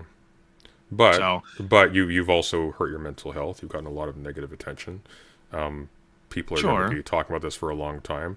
There's like, remember what I said earlier was not that I think that your appearance is going to be definitive for anybody, but it's just it's one more dot of glue cementing the positions of a lot of these people. Certainly people who are coming, like the issue here is we have a whole lot of people who are becoming increasingly unreceptive to any conversation whatsoever. I think the mistake, if I had to pinpoint something, I think the fundamental mistake you made was trying to be a character in a format that is designed pretty explicitly for you in particular to fail. I think you wanted to be subtle in that one. I think it would have been better to be a little bit more gray, a little less bombastic, and to have more freedom to sort of mold your image going forward. Because, like, even if you succeed, you're going to be dealing with that. And you're not just going to be dealing with that, you're going to be dealing with the performance and the justification of the performance after the fact by reference to, well, I wanted to get my name out there. Because that's the one explanation that will make sure that nobody is gentle with you, right? If you're trying your hardest because you care about the cause, even if you're boring, a lot of people will forgive that. But if you're trying to get your name out there, if you're saying you're trying to get your name out there, you want to be famous and get attention and be big, important, funny guy. No one's going to look at that and go, oh, well, you did this and then you failed on behalf of this side. No one's going to give you a free ride for that, right? I don't want to lie though. Yeah. Like I'm authentic to myself and to the people around me. Like I got into content creation first. Mm-hmm. So I was like trying 8-9 years ago to upload YouTube Let's Plays. Like I've always been the internet boy. I always want to be the guy that other people look at. My first inspiration was Markiplier. So like that was my first thing. Mm-hmm. And then I kind of fell into politics because I've always kind of been a little bit political because of my conservative upbringing and my parents were. And then I turned into a leftist, like full blown in like 2020. And I found a way that I can push for what I believe in, because I found Hassan, who I very much admired and still do admire.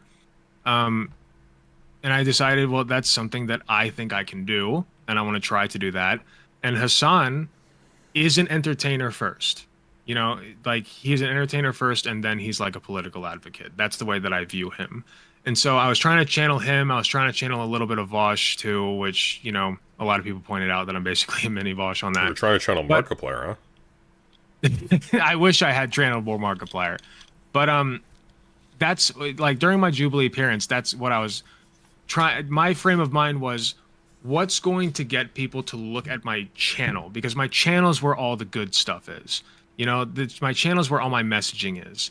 So what's going to get people to come over there and look at it? Now, did I go too far into, just being unpleasant? Yes, I think that I did.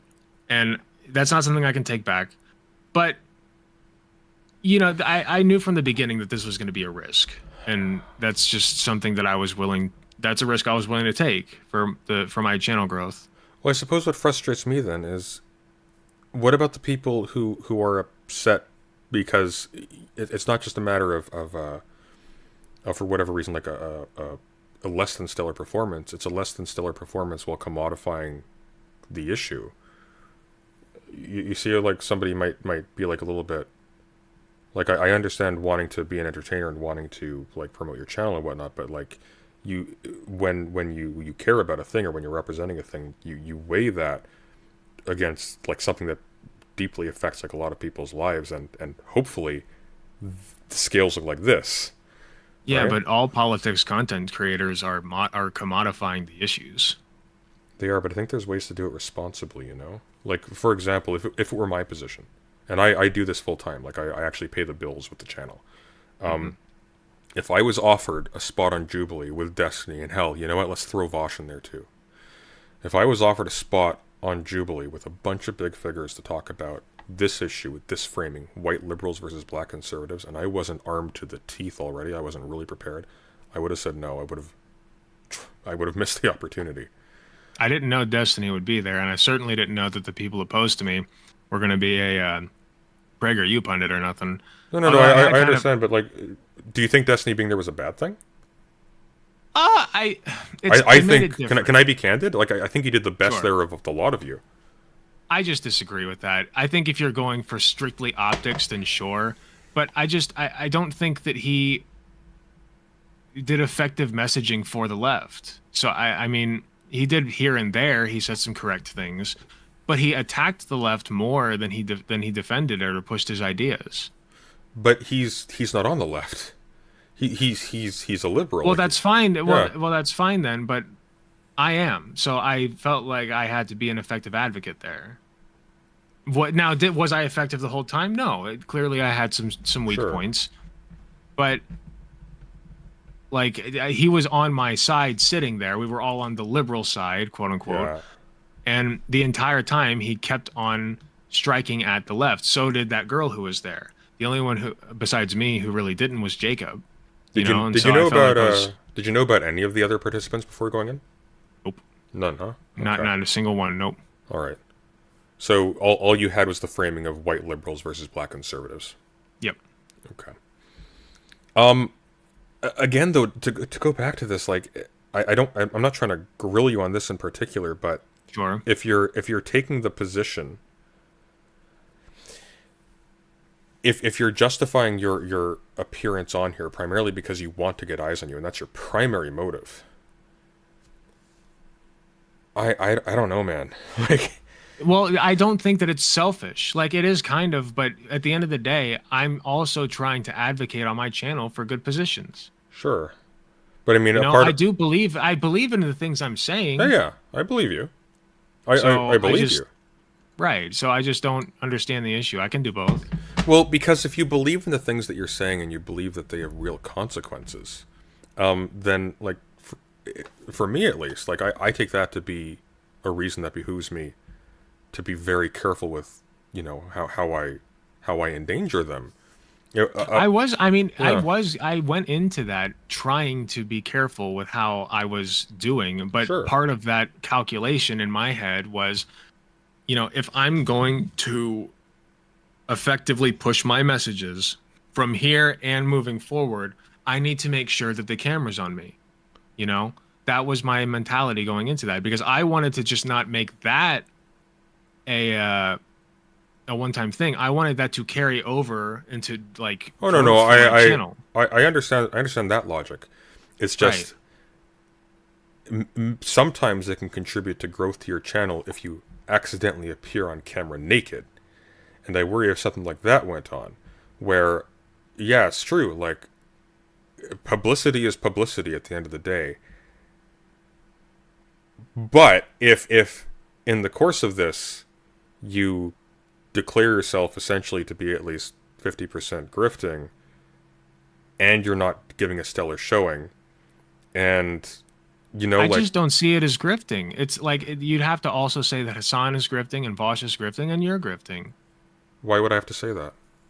Because you were all making money on this stuff, and oh no, you misunderstand me. I guess the issue I have is not the issue I'm pointing to is not people making money off of this.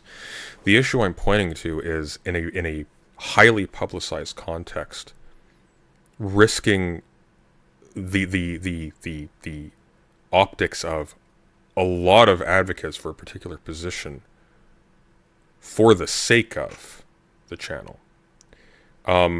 And in this particular case, this was a massively slanted thing, even just by name. Like, you could have told that a mile away. And I think, like, I was watching your review of your own performance earlier before you came on. Just so you know, I'm not that pleased with that review. That's totally fine. No.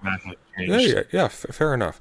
I think one of the things that I noticed though is you were very excited about like being on camera frequently, and yes. I think I again, like in my judgment, and I do think you've been candid. I don't think necessarily you've been wise, but I think you've been candid. I think that when you're on camera a lot, that can be a positive thing if you're the star of the show. It's not a good thing if you're being framed as the villain of the show. And I have a suspicion that the framing they were going for is that Destiny is the good one and you're the bad one. And the reason why you are so highlighted there is because you're the counterweight. They cleaned up the biographies of the people across from you. It's not even in the video that this guy was referring to his 6 cop friends when he was having this argument with you about the I can't remember exactly what Xavier you were arguing about that thing. I don't think that worked to your favor. I think ultimately, like 400 subscribers on a video that collected, like, I think it's over 1 million now, isn't it? Let's see. Can I put something out there? I think that people are gonna stop talking about this video within a month. 1.8 million views in 6 days. I think people will largely stop talking about it within a month, and by this time next year, it's not even gonna like be relevant. Yeah. So I don't think that this. I mean, like, will a lot of this follow me? Absolutely. But that's me. You know, people aren't going to look at that video and then go, well, gee, now, like, I think every single leftist content creator is like, or like liberal content creator is like, you know, this is how they act. This is what they do. Because like you said, Destiny was the counterweight. So if that's really how they framed it, then you can't make the argument that people are just strictly going to view like liberal, leftist, whatever you want to call it, content creators as like these unhinged, you know, enemy. Here's the crucial thing though. Destiny is liberal / centrist coded. You're the leftist, right? Yes, but we were all on the liberal side. That's how they framed it. I understand, but I think you're mistaken if you think that you were seen as being of a part with the other people on your side in that panel. I think you are correct in that the other two were basically non-entities in that conversation.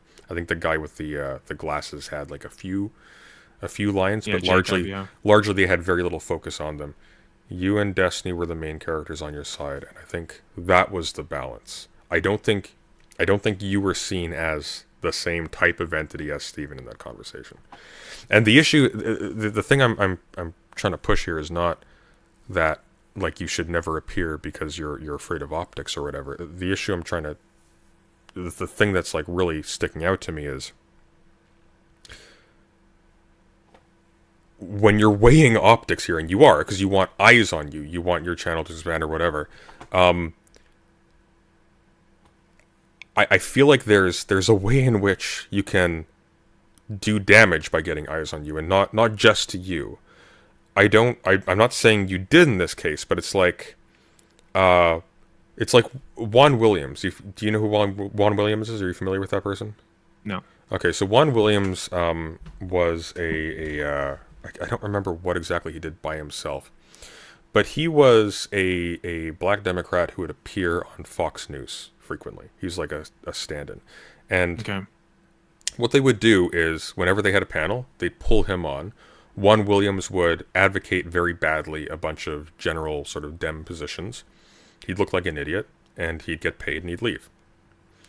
And there may occasionally be, a more measured guest who is not like sort of part of the show.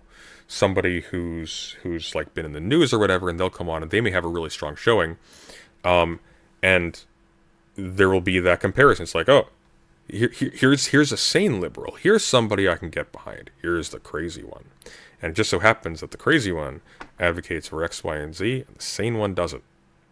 So you see how that can get like a little bit like politically dicey, because now you have a situation where people think they're building bridges, but in the course of doing so, they're excluding a whole ton of people, and this is being justified by means of these caricatures that are being portrayed. Don't take Occupy people seriously. Look, we talked to one. They're just a bunch of freeloading college yuppies. Yeah. Okay. Yeah. I Anyway, guess yeah. if you're going to agree with the milquetoast liberal who already like agrees with 80% of your positions, I just don't think that person was willing to see another side anyway. Well, I don't know like why I don't know why you would put you in that position. If I don't know why you would put yourself in, I don't know why you would put yourself into that position if you have every reason to expect that you're going to be framed negatively. You're representing a particular side. See, here's the thing is, I didn't go into this thinking that I would be framed negatively. Why You not? know, like, and maybe that was a mistake on my part. Okay, that's well, fair. I knew that they would cut it, but like in my mind, Jubilee's just there for the clicks, for the views, etc. You know, like, and I think that's fair, right? Is they're just trying to generate clicks and make money, and what's going to make them the most money is if you know there's conflict. You know, I literally have a text where I asked them, you know, what kind of language is allowed on the show, like you know, personal attacks, etc. Excuse me, etc. And they said like personal attacks are allowed. We love when people have like passionate disagreements, whatever. And so I was following that kind of guideline, but you know, looking back, maybe that was them trying to tell me, yeah, no, you know, rubbing their hands together. Yeah, no, give us content, give us like the angry liberal or whatever. Yeah, fair enough. So I did go in there trying to get the camera on me, and obviously I succeeded. Yeah. I didn't go ass naked or anything, like you were saying, because obviously that would have hurt my channel more than helped it.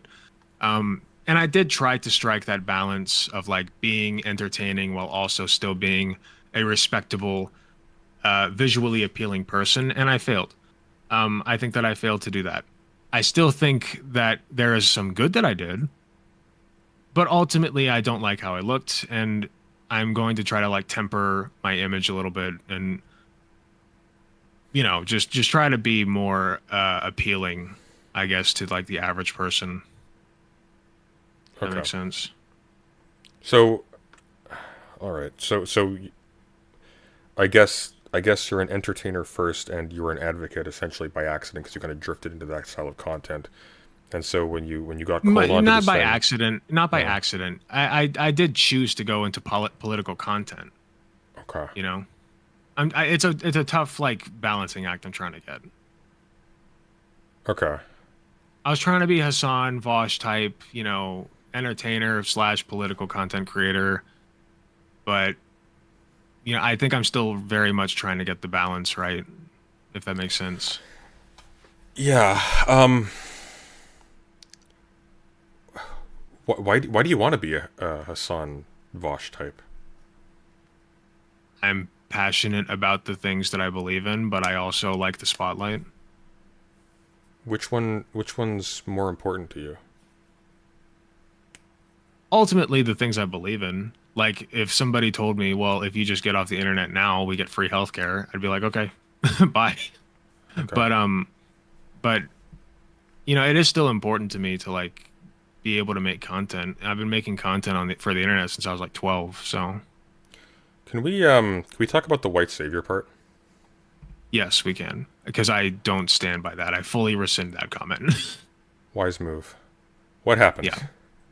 What happened was I was trying to be a sarcastic dick, and it fell very flat. Okay. I was trying to own it, you know, like cynically, but it did not look good, and it's not something that I'm proud of, and I wish that they would have cut it out. But it's too late now, so. Okay. All right.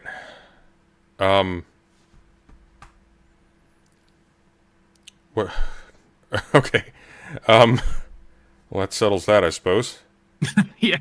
I'm glad you brought it up. Yeah. I don't know. I'm frustrated because like you're capable of giving good delivery, like clearly, and what I was saying earlier is it seems like there's an intrinsic pessimism here where, and I understand what's behind it, but you think you can't make it as a leftist advocate. You have to be a bombastic entertainer. You have to be the class clown when you're on the panel. Otherwise, nobody will care about you. I don't think that's true. What I observe is a lot of the people who are really succeeding in this space right now. I'm not talking about the people like Vosh, people who got in before there was like market saturation on Twitch and YouTube. I'm talking about like the people who are actually like getting support, getting on the panels, having like good showings that don't follow them around afterwards, that people are sort of interested in. They can be funny from time to time, but it seems like front and center really is more and more increasingly, not on the conservative side, God no, but certainly in sort of like the centrist liberal leftist space, such as it is. It's competence and clarity first, and then if you can be funny in addition, great.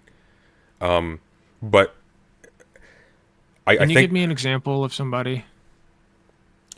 Horrifically, I think Destiny is an example.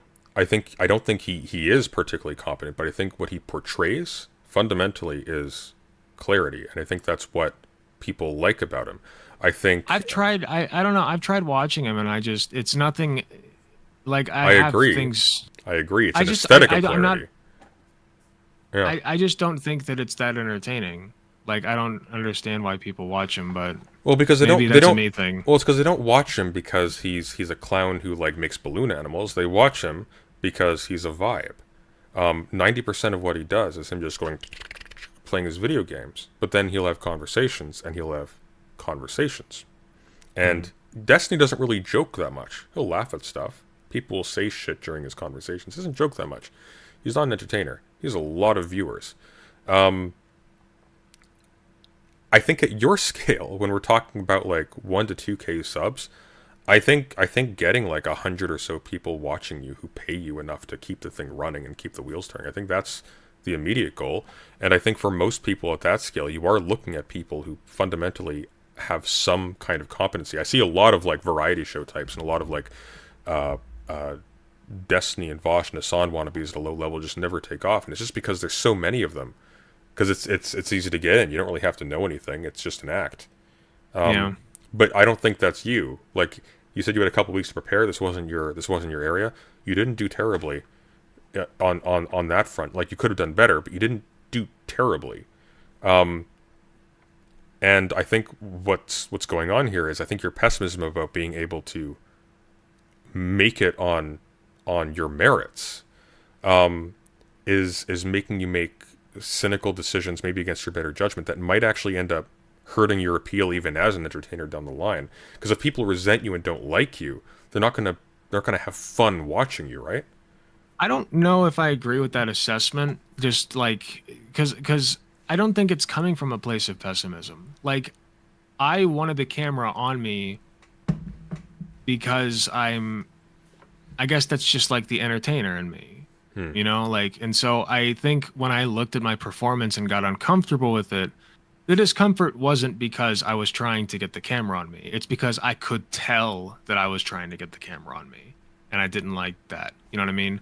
I want to be naturally funny and entertaining and a likable guy and somebody that people can look to and be like, well, that guy knows what he's talking about, and he's really entertaining and a great personality to boot.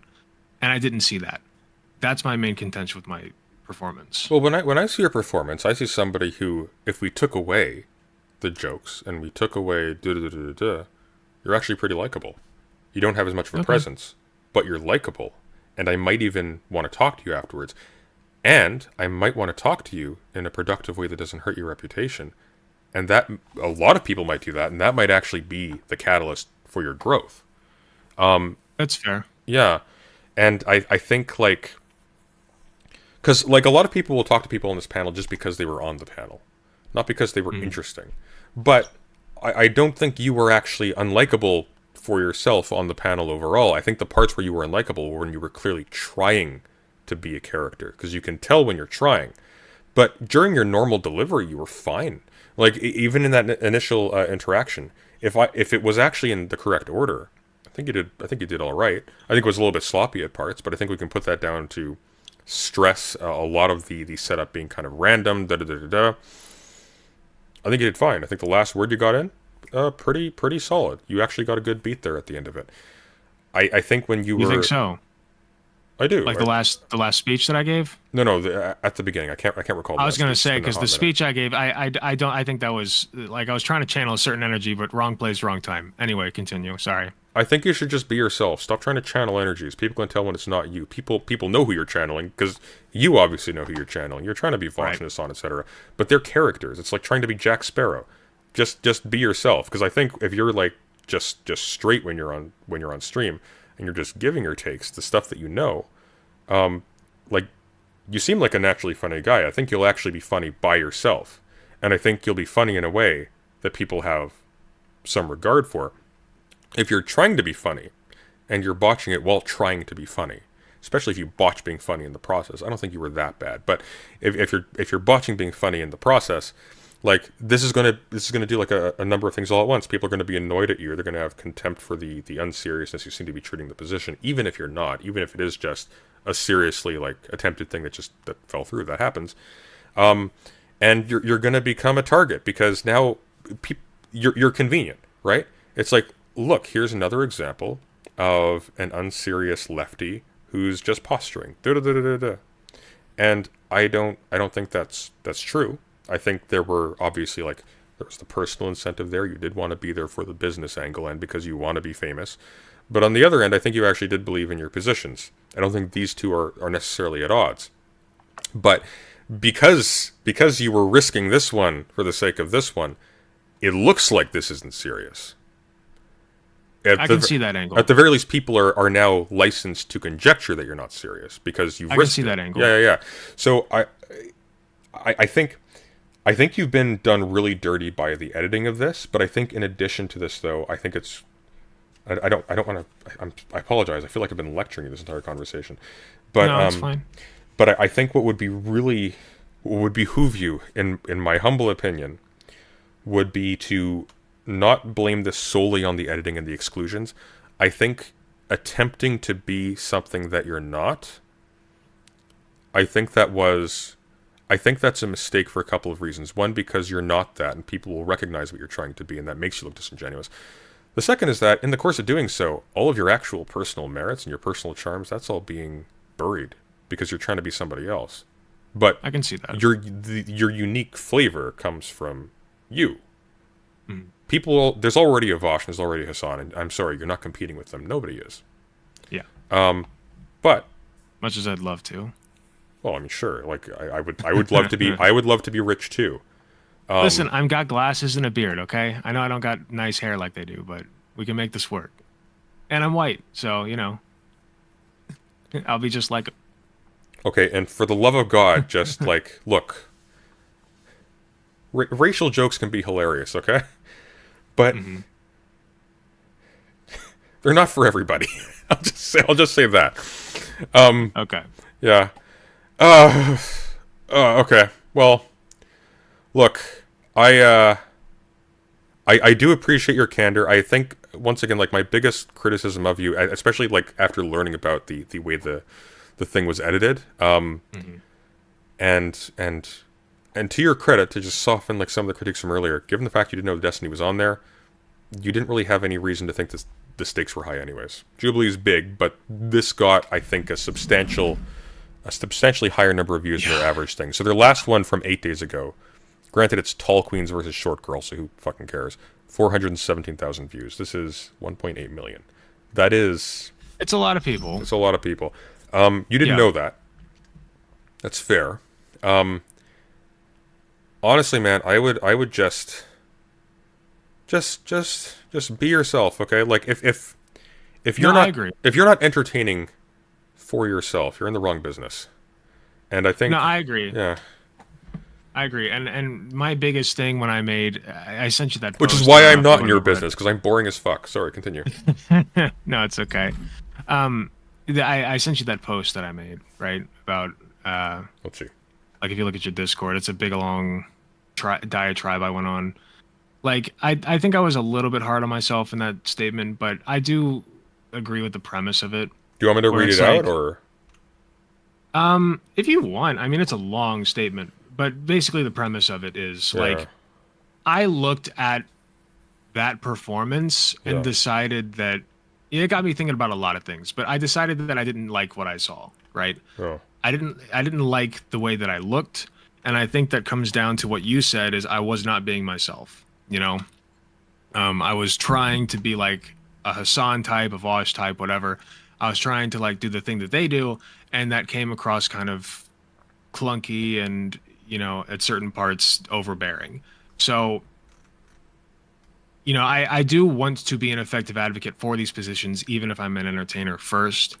And so I decided, like, I need to step away from the spotlight. I need to recollect myself and figure out what it is that I want to do with my channel and with my messaging and how I'm going to carry that forward from this point and how I'm going to learn from this, you know? Okay, that's respectable. I think the last thing I would say is, I understand you want to be honest, and I think that's admirable.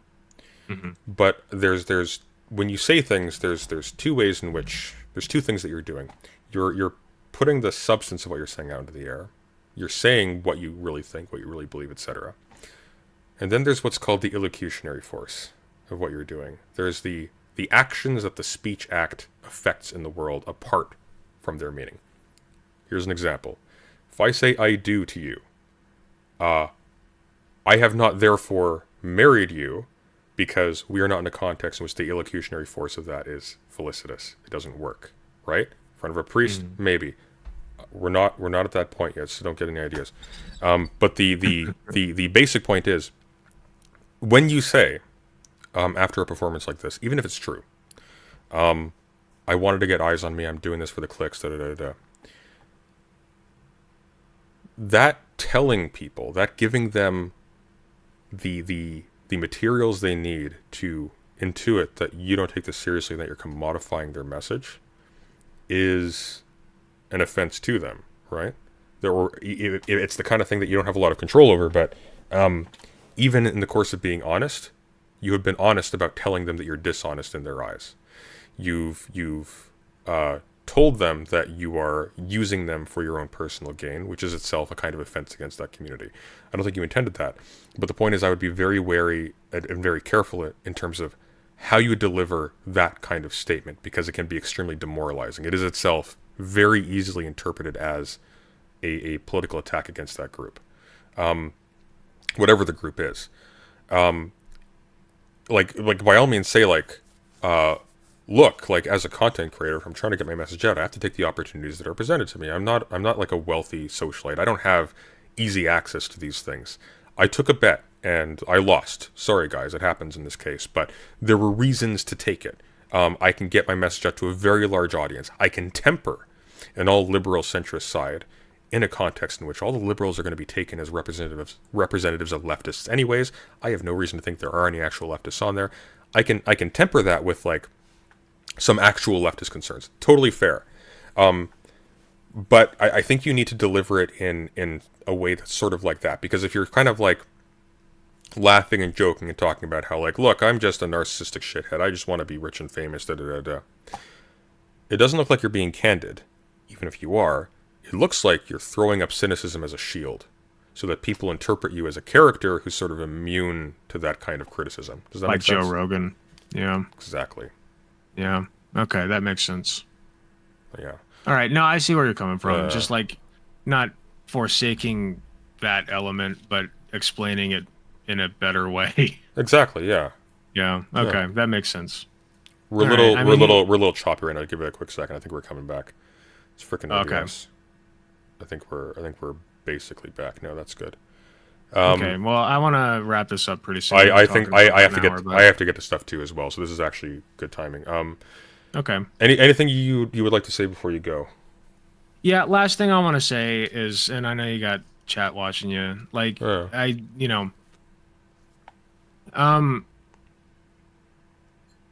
How do I want to put this? I know that my performance wasn't perfect.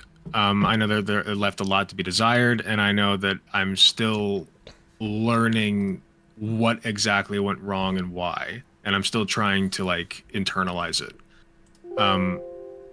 So I am taking a break from the online space and kind of clear my head about all of this and figure out what it is I actually want to do with my channel, whether it's continuing in the same direction I'm going with it, or maybe switching up the content a little bit and something that I'm a little more comfortable doing. Because ultimately my two goals are, one, I do want to grow my channel and I do want to be, a little bit more prominent in the space. But another really important part, arguably more important, is the actual messaging I'm doing. I don't want to screw that up for the sake of my own gain. And I've always said that from the beginning, is I'm not going to fall into that trap. I'm not going to be a clout goblin just for the sake of it and then completely ruin the messaging that the left is trying to carry.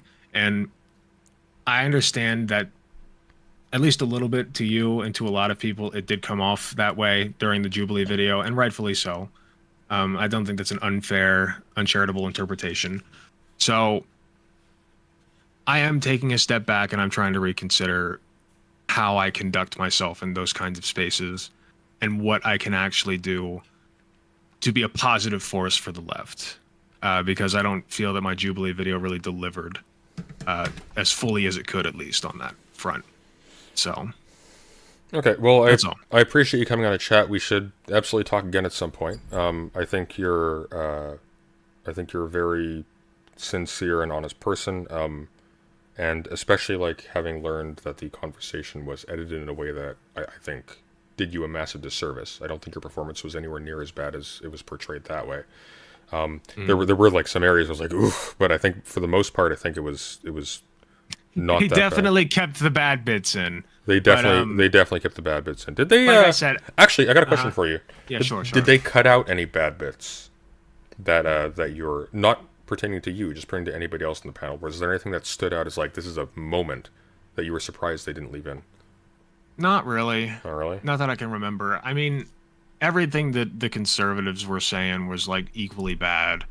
As far as the liberals, not anything I can remember particularly. I mean, Destiny obviously knew exactly what he was doing. Yeah. Jacob really didn't talk that much, and then that other girl, I don't know what she was doing. So, I don't know. One other thing I do want to say real quick is Please. that Jubilee, so I told you they made us wait for like an hour and 15 minutes, and then like on top of that, they kept telling us like, guys, it's just a casual conversation. We're all just gonna have a conversation, and then as soon as we got off topic, like you saw what they did when I asked about the homeless veterans, right? As soon as we got off topic, they would stop us and say, "Okay, we got to come back to the topic, guys. Like, we got to stay on topic," And so that made it really jarring, and like. So it's extremely contrived. It was It was like really. I don't know. It was jarring, I guess is the best word for it. And I was really trying to stay afloat, but it was a hard vibe to get. So. Okay, that's fair. That's That's also that's gonna put you on edge too. Okay. Yeah, so a lot of different things, and maybe it would have helped me probably to be a little bit more quiet and kind of absorb that and work with it rather than just jump at it like an animal. But it is what it is now. So I'm gonna take this good with the bad, try to learn from it, and come back stronger. That's all. I think that's extremely respectable. Thank you for coming on, Alec. It's been a pleasure to meet you. And well, thanks for having me. Yeah, I anytime. appreciate it. Anytime. Take care. All right, you as well. Thank you.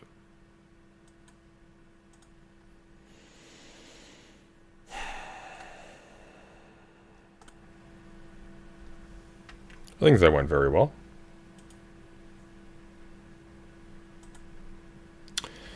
So we have to move into theory now, because that's what you paid for. That's how we roll. I'm going to go take a quick bathroom break, then we're going to come back and we are going to start digging into Jordan Peterson's Maps of Meaning. Kill me. I think we're probably going to do Brianna Wu tomorrow. We'll see. I know I'm talking to... Actually, I haven't confirmed. I still have to confirm that. I think I'm talking to Cherry at some point tomorrow. But we'll do that tomorrow. Maybe tonight. We'll see. We'll see how long we want to go. I may do everything tonight. We'll see. I'll be right back.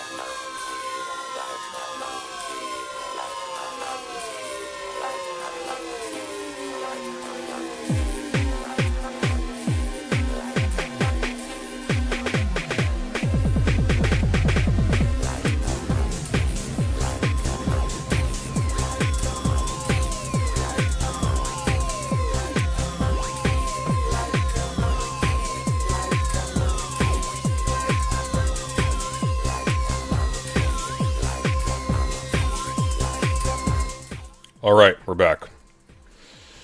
Sorry, I had to get some fresh air. That's so stuffy in here right now. Did I live long enough for the monkey song to go twice? Oh, that's no good. That's no good at all. Very unprofessional. My deepest apologies. Alright. We are doing... Let me blast the AC in here. We are doing Maps of Meaning by Jordan Peterson. It is time. This is actually apropos. I'm going to be talking to that P.F. Young person at some point in the near future. How much to change the theory topic? $100. That's the rule.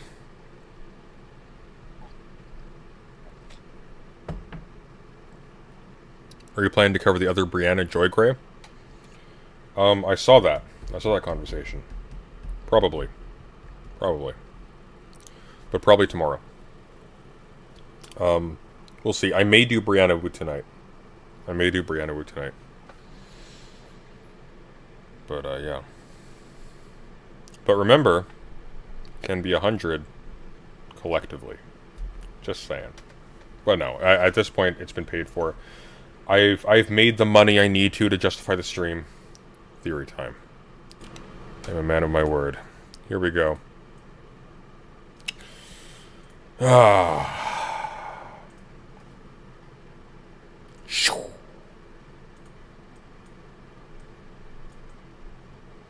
I need a Jordan Peterson,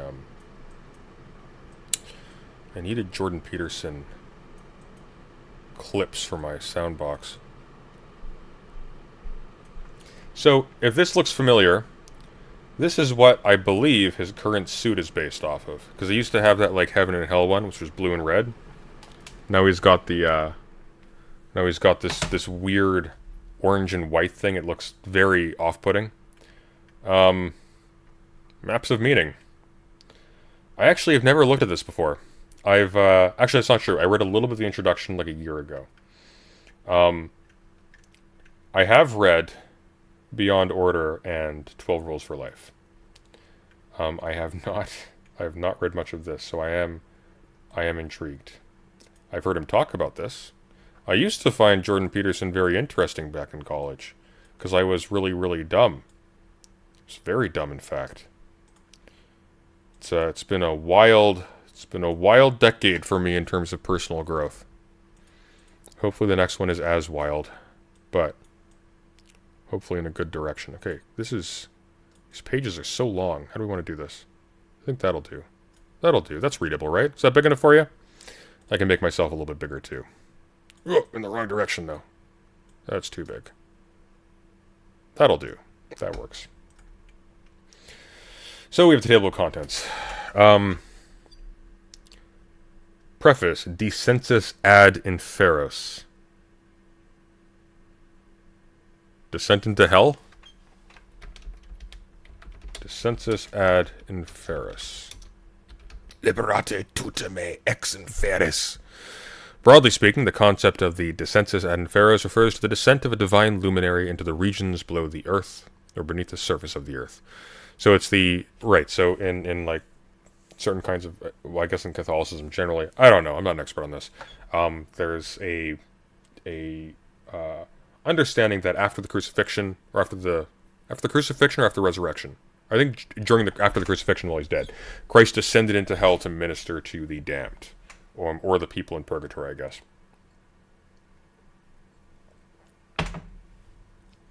Not the damned, that would be kind of pointless, they're damned. What are they going to do with that information? Well, we have some interesting stuff going on here. We have, well, let's just break down, first of all, like, the title, because this is intriguing by itself. Maps of Meaning. Why maps? We're immediately invoking a spatial schematic, or a spatial metaphor, for signification itself. That's kind of interesting. Maps of meaning. Like, the notion of meaning is very weird. It's used as a shorthand for a bunch of different things.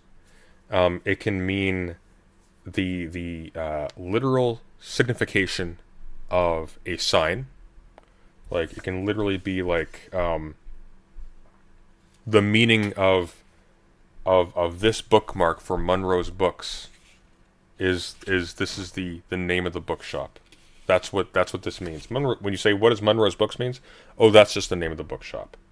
What does this mean? 1108 Government Street. Well, that's its address.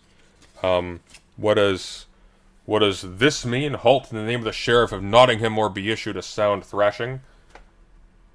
That's what that means. Even if I do this without that sentence, or meaning can be kind of like a gravestone.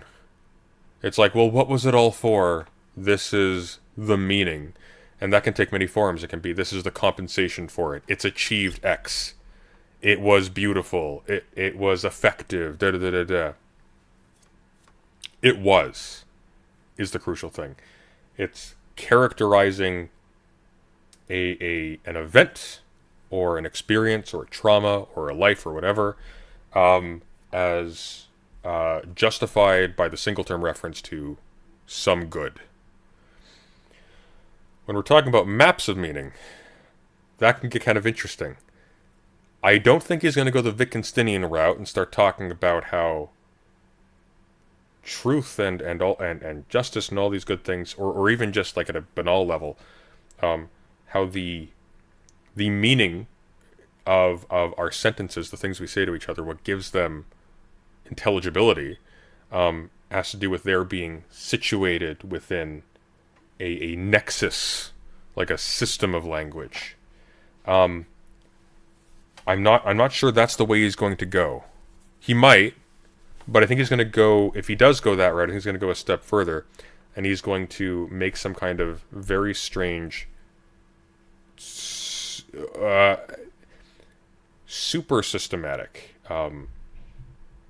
justification, where we need these for a good that is, in some sense, independent of that nexus. Like, the fact that it's maps of meaning suggests that we can draw this out. We can literally draw a map, right? The spatiality of this language suggests that whatever he's talking about here, this is something that can be represented pictorially. Exactly, don't trust Jordan B. Peterson to do semiotics. Well, trust him to try. Don't trust him to try hard, but trust him to try. President Sunday, how many nonsense phrases do you think we'll see in this book? That's a good question. The reason why this book is a lot more interesting to me than the 12 Rules and the Beyond Order stuff, because that stuff was like, that was a Quora post originally. That's where he got the 12 Rules from. This was a Quora post. This is not serious stuff. He turned this into book form after he got famous as like a guru. But when he wrote Maps of Meaning, he was trying. He was trying. He had to try. He wasn't established as a celebrity yet. You can draw out his maps of meaning, and his pictorial representations look completely insane. I hope so. That'll be fun. Well, in any case, we have a 19-page essay. Object and meaning. We have a much longer 199 long page essay called Maps of Meaning, 3 Levels of Analysis, from page 19 to 218. And then we have a bunch of short chapters afterwards. So this is the bulk of it. So the first thing we'll look at is the preface. Jordan Peterson likes long prefaces. And this is the nature of his prefaces. I dreamed apocalyptic dreams of this intensity 2 or 3 times a week for a year or more, while I attended university classes and worked as if nothing out of the ordinary was going on in my mind. Very anecdotal, very long. My voice is still wrecked from COVID. I can't do that. You get the gist of it. I became very depressed and anxious. I learned that the meanings of the most profound substrata of belief systems can be rendered explicitly comprehensible even to the skeptical, rational thinker, and that so rendered can be experienced as fascinating, profound, and necessary. I discovered that beliefs make the world in a very real way, that beliefs are the world, in a more than metaphysical sense. Pardon me. This discovery has not turned me into a moral relativist, however. Quite the contrary, I have become convinced that the world that is belief is orderly.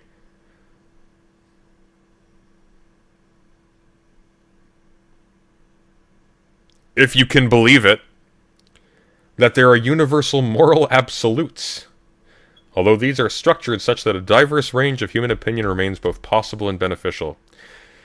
I believe that individuals in society who flout these absolutes in ignorance or in willful opposition are doomed to misery and eventual dissolution. So as you can see, this is a very rigorous and careful and humble work of anthropology.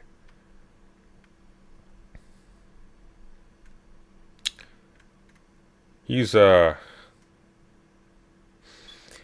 is what would have happened to me if, for no reason at all, me as an undergraduate was given a free ride to a tenure-track position and just allowed to teach people when I thought I was so clever and so smart as like a second-year college student.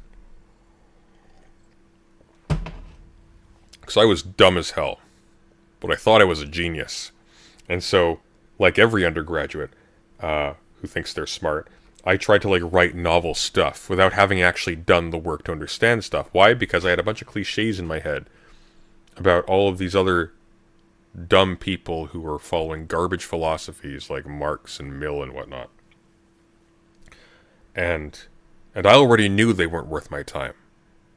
So I was like trying to solve problems in advance of even being willing to hear the questions. That's what happened. That's what's happened to Peterson. For whatever reason, he was able to proceed through to a PhD, through to a tenured teaching position, into clinical, into a clinical practice, and his internal monologue took the place of scholarly rigor. Let's hear. Whose fault was it that I was poor or uneducated and unadmired? Obviously the fault of the rich, well-schooled and respected. How convenient then that the demands of revenge and abstract justice dovetailed. It was only right to obtain recompense from those more fortunate than me. Of course, my socialist colleagues and I weren't out to hurt anyone, quite the reverse. We were out to improve things. But we were going to start with other people. I came to see the temptation in this logic, the obvious flaw, the danger, but could also see that it did not exclusively characterize socialism. Anybody who was out to change the world by changing others was to be regarded with suspicion. The temptations of such a position were too great to be resisted. Naturally, he decided to put this into a book that's publicized and sold to other people, but I digress. It was not socialist ideology that posed the problem then, but ideology as such. Ideology divided the world up simplistically into those who thought and acted properly, and those who did not. That could have been a quotation from a socialist, which is the funny thing. That sounds like something, I mean, it's not put in an intelligent way, but that's pretty commensurate with something that Marx or someone like Althusser would have written. Ideology enabled the believer to hide from his own unpleasant and inadmissible fantasies and wishes. Such realizations upset my beliefs, even my faith in beliefs, and the plan I had formulated as a consequence of these beliefs. I could no longer tell who was good and who was bad, so to speak, so I no longer knew whom to support or whom to fight. This state of affairs proved very troublesome pragmatically, as well as philosophically. I wanted to become a corporate lawyer, had written the law school admissions test, had taken 2 years of appropriate preliminary courses. I wanted to learn the ways of my enemies and embark on a political career. This plan disintegrated. The world obviously did not need another lawyer, this is true, and I no longer believed that I knew enough to masquerade as a leader. Oh, that has aged wonderfully. I became simultaneously disenchanted with the study of political science, my erstwhile major. Here, let's move this up a little bit.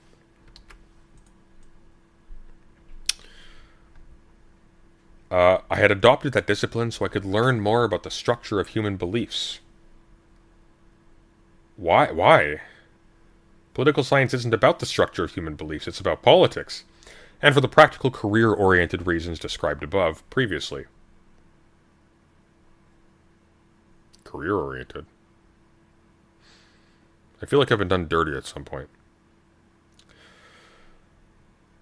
it remained very interesting to me when I was at junior college, where I was introduced to the history of political philosophy. When I moved to the main campus of the University of Alberta, however, my interest disappeared. I was taught that people were motivated by rational forces. Who the hell taught you that? Who in any political science class is going to teach you human beings are motivated by rational forces?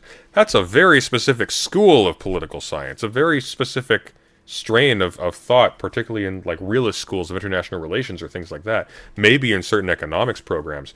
That's not going to be, like, that's not uncontentious at all. If he valorizes Hobbes at any point in this essay, then he's nuts. This did not seem sufficient explanation. I could not believe, and still do not, that commodities, natural resources, for example, had intrinsic and self-evident value.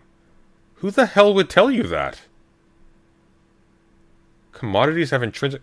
They can't have... They're definitionally... Commodities are fungible goods that have some kind of practical use, whose value is determined by its exchange with another commodity. So, for example, this glass is worth... There's more! Huzzah! This glass, the material in this glass, is worth, let's say, 2 cans. 2 cans is worth this glass. The value of this glass is what it's being exchanged for. The value of this can is what it's being exchanged for. That's how commodities work in Marx. That's how they work in everything, because that's what a commodity is. And so we say, however many cans is worth however many glasses. Not this particular can, not this particular glass, I'm only holding 1 can. But 2 of these would be 1 of these. And the commodity is the of these. It's this abstract glass that represents the whole mass of glasses that exist. It's like the Platonic form of glass. Same with the can. And so their value is always relative to each other because they're only commodities in exchange. Does that make sense? Because outside of a process of exchange, you don't assimilate these two as being identical with each other. You don't talk about this glass being worth 2 cans. You might trade 1 can for 1 glass if you're really desperate for a can and you have a glass. But you don't get the idea of the value of a quantum of fungible, identical glasses or cans without exchange. There's no reason to. Does that make sense? Anyways, it's Hayek University. No, even Hayek understood this. But he's in political science. Where on earth in political science would you learn that commodities have intrinsic and self-evident value? He just doesn't know what a commodity is. In the absence of such value, moving on, the worth of things had to be socially or culturally or even individually determined.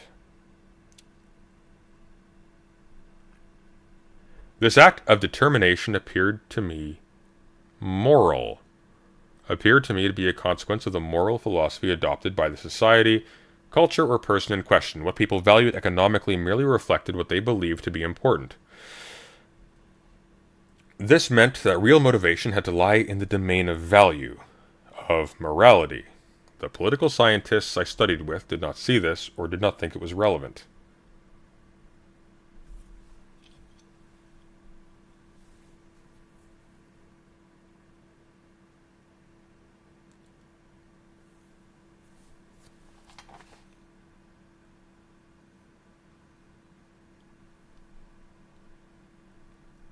So, first of all, when he says that the determination of value is social or cultural, he's basically echoing Marx. He doesn't know this, of course, because he hasn't read a word of Marx. But this is the first chapter of Capital.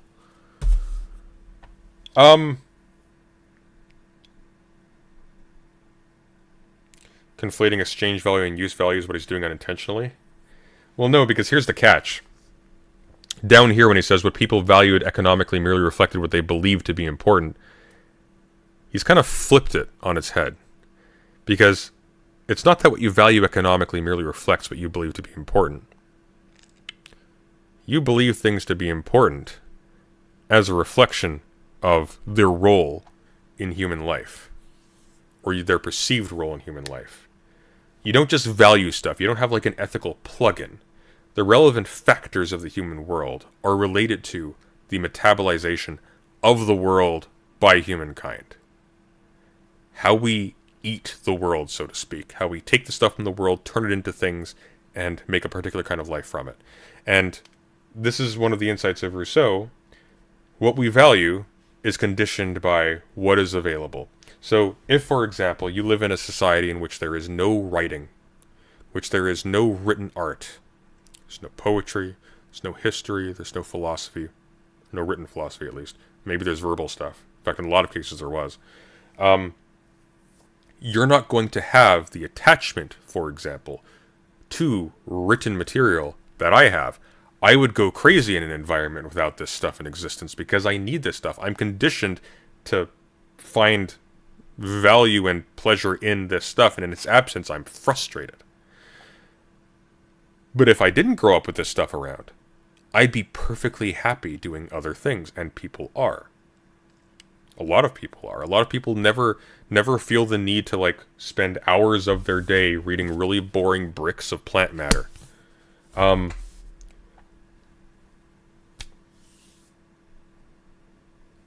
think I made my point. What Peterson is talking about here is schizophrenically representative of many contrary positions in sociology, philosophy, politics, etc. I can't fathom how incompetent a political science professor you would have to be to tell your students in full confidence if he's representing them accurately, and I don't think he is. I think he's making this shit up. But to say that commodities, natural resources, for example, which are not commodities until they're turned into items of exchange, until they're manipulated and turned into products that are fungible with each other and have a value relative to other commodities. So, for example, a stream of water is not a commodity. A packaged unit of water that is then traded, that is a commodity. So natural resources are not commodities. They can be turned into commodities. In nature, there are no commodities. To say that commodities have intrinsic and self-evident value is insane, because that's the one thing commodities can never have by definition.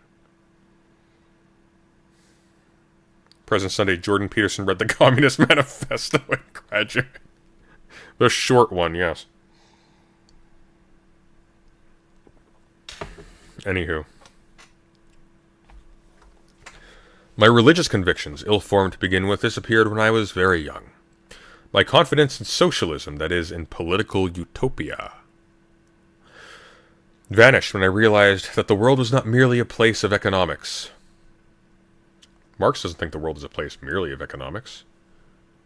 My faith in ideology departed when I began to see that ideological identification itself posed a profound and mysterious problem. I could not accept the theoretical explanations my chosen field of study had to offer, which is fascinating to me because I share his chosen field of study, and it didn't offer them ever. I'm even in the same country as him. In fact, I applied to the same university he went to, and I looked over the professors who were teaching there.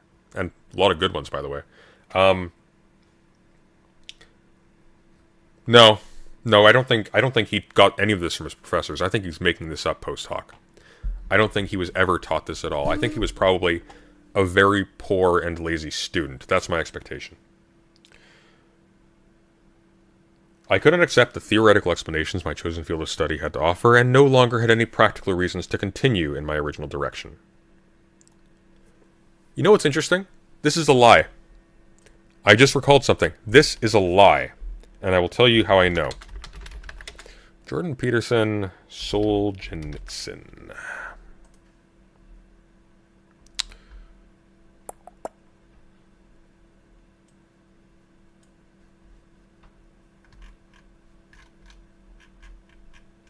Here we are.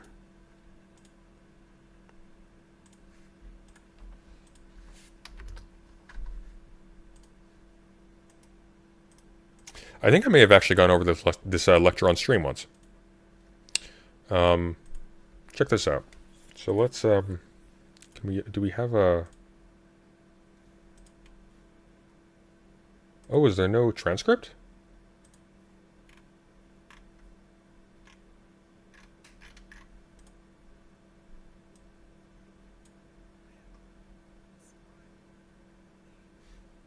To be the causes of these terrible conflicts. Here we go. Here we go. This is what I'm looking for. I think at the 5-minute mark.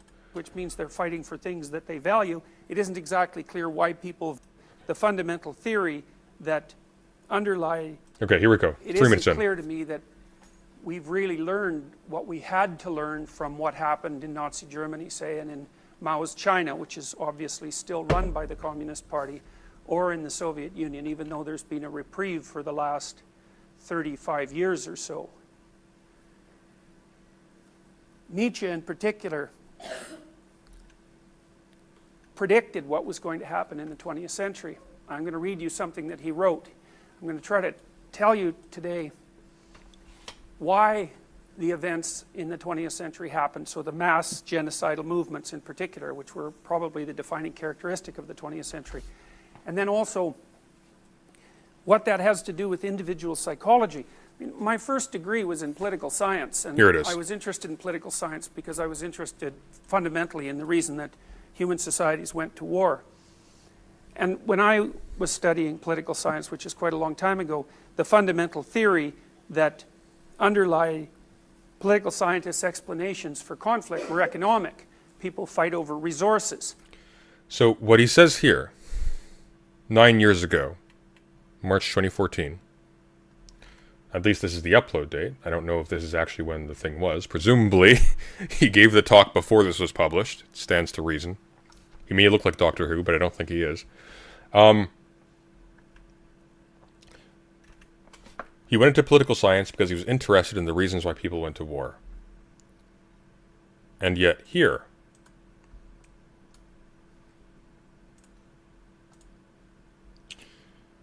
he says,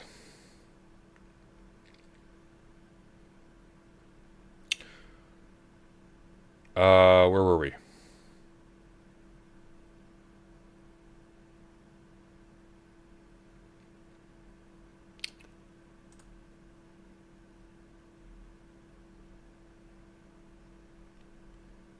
I finished my, let's see.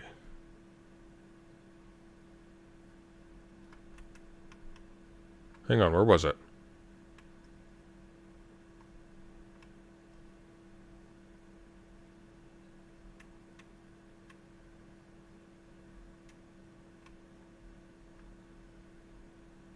Here we go. Found it. Everyone stay calm. It's right here at the bottom. I became simultaneously disenchanted with the study of political science, my erstwhile major. I had adopted the discipline so I could learn more about the structure of human beliefs, and for the practical, career-oriented reasons described previously. He was not in political science because he was interested in the causes of war. He was interested in the structure of human beliefs.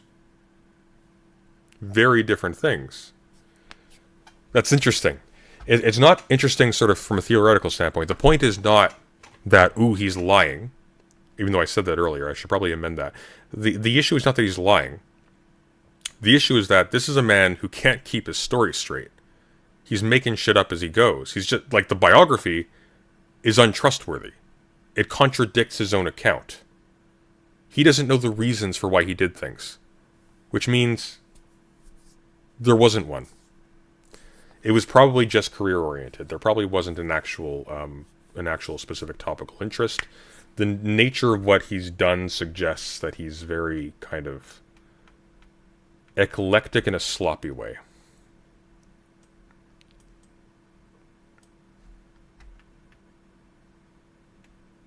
All right, well, rather than jump into the maps themselves, I think this is actually a good place to dive in. So, this is chapter 1, Maps of Experience, Object, and Meaning. We're going to get into, we're going to get his metaphysics here. We're going to get his understanding of what objects are, of what meaning is. So, this is going to be a little bit wild. The world can be validly construed as forum for action or as place of things.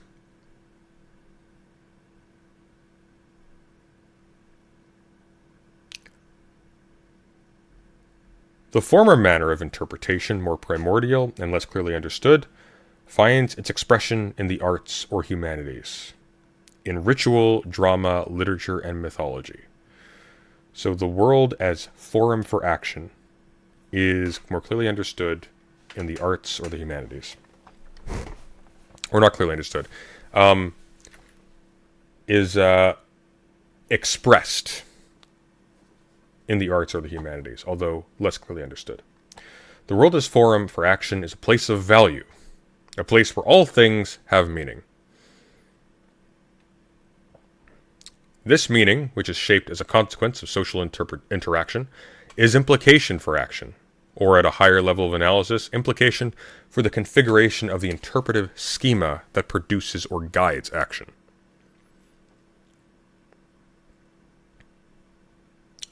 The latter manner of interpretation, the world as place of things, finds its formal expression in the methods and theories of science.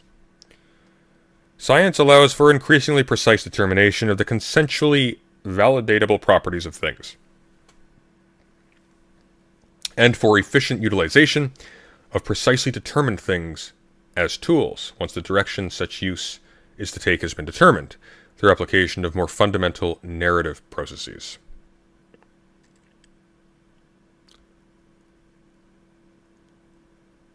Once the direction such use is to take has been determined through application of more fundamental narrative processes. I don't know what he means. No complete world picture can be generated without use of both modes of construal. Forum for action and place of things. Okay. The fact that one mode is generally set at odds with the other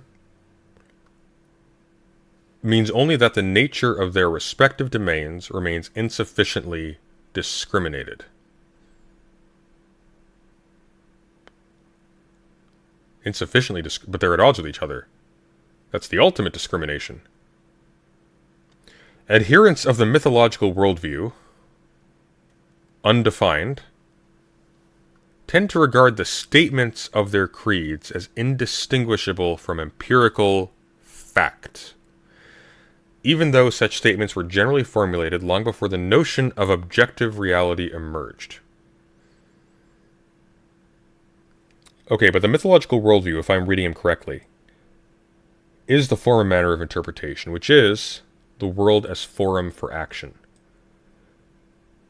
It's not the forum for one's action, it's the forum for action generally, which suggests that it's held in common. Which suggests that there is actually something of the notion of the objective, of that which is held in common between multiple subjectivities. There's not going to be a metaphysical notion of an empirical quote-unquote reality, or at least not construed that way, but there is absolutely going to be an understanding that, for example, dreams aren't the same as what we experience in common. Which is why even in like biblical times, in myth, dreams require interpretation. They don't simply result in commands or in action. This is an odd sentence. I missed Bataille already? Me too.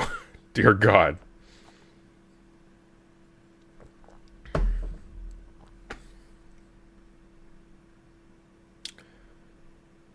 Those who, by contrast, accept the scientific perspective, who assume that it is or might become complete, forget that an impassable gulf currently divides what is from what should be. Those who, by contrast, accept the scientific perspective, the world as a place of things, accept who assume that is or might become complete, who assume that it is or might become complete, that the world might become complete. Do you mean the scientific perspective will become complete? Or the world might become complete? Forget that an impassable gulf currently divides what is from what should be. But the mythological perspective doesn't give you what should be either. That's actually one of the interesting characteristics, for example, of ancient Greek mythology. There is no there are very weak normative slants given on, for example, the Persians as opposed to the Athenians and the Spartans and so on and so forth, Lacedaemonians, Spartans rather. In the Old Testament, they typically aren't like human beings will be characterized as wicked, but there isn't really a should be versus a what is kind of distinction. It's strictly a matter of they are the enemy because they worship enemy gods or demons in a Christian frame. And now we have a quote here. We need to know 4 things: what there is, what to do about what there is, that there is a difference between knowing what there is and knowing what to do about what there is, and what that difference is. I don't know why this is in this weird format. I don't know. Is that like supposed to be a poem? To explore something, to discover what it is. That means, most importantly, to discover its significance for motor output within a particular social context, and only more particularly to determine its precise, objective, sensory, or material nature. This is knowledge in the most basic of senses, and often constitutes sufficient knowledge.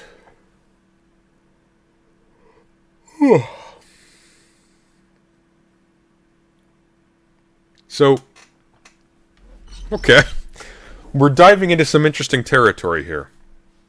What he's basically described is a really reduced down version of Gibsonian theory of perception, where what you perceive in the world, what you see in the world, are fundamentally affordances, what he calls affordances. Hinges, buttons, doors, windows, utensils, etc. Things that you can interact with. That's what you identify as the things in the world. That's how you know things in the world, is by those things. That's how you perceive them. You perceive fundamentally objects with a particular interactive, probably tactile relationship between you and them. There's no attribution, so I guess we're supposed to be led to believe he arrived at this by himself, but... Oh, you can't see the top of the page? Hang on, let me, here you go. Sorry about that. I'm going to make it a little bit smaller so you can see the whole thing. Let's try to get as big as possible, so the text isn't too small. There we go. Good as I can do, unfortunately. Imagine that a baby girl toddling around in the course of her initial tentative investigations reaches up onto a countertop to touch a fragile and expensive glass sculpture. She observes its color, sees its shine, feels that it is smooth and cold and heavy to the touch. Suddenly her mother interferes, grasps her hand, tells her not to ever touch that object. The child has just learned a number of specifically consequential things about the sculpture. Has identified its sensory properties, certainly. More importantly, however, she is determined that approached in the wrong manner, the sculpture is dangerous, at least in the presence of her mother. Has discovered as well that the sculpture is regarded more highly in its present unaltered configuration than the exploratory tendency, at least once again, by mother. The baby girl has simultaneously encountered an object from an empirical perspective, and its socio-culturally determined status. The empirical object might be regarded as those sensory properties intrinsic to the object. The status of the object, by contrast, consists of its meaning, consists of its implication for behavior. So meaning is implication for behavior here. Interesting. Everything a child encounters has this dual nature. Experienced by the child is part of a unified totality. Everything is something and means something, and the distinction between essence and significance is not necessarily drawn. This is why this is interesting to me, okay? Let's go back here.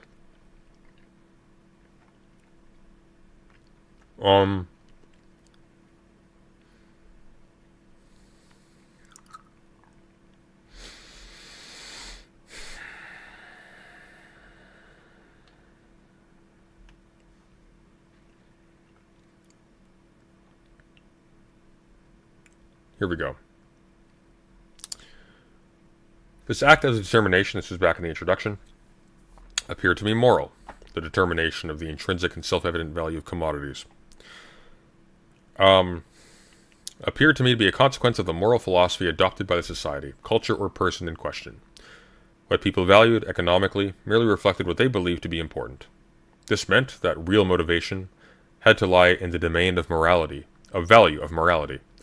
The political scientists I studied with did not see this or did not think it was relevant.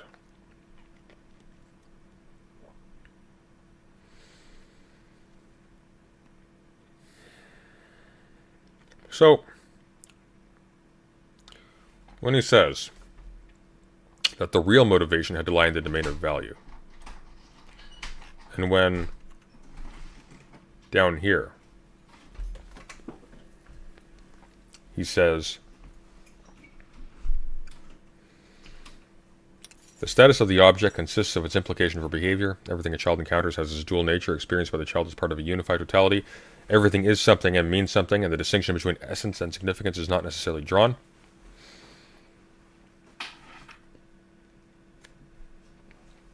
When he talks about its socio-culturally determined status, he's not talking about something distinct here.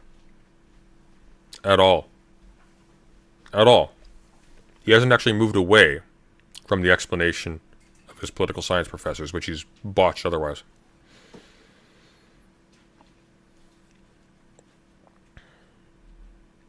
He's touching on a lot of really interesting stuff and butchering it because his ego's in it.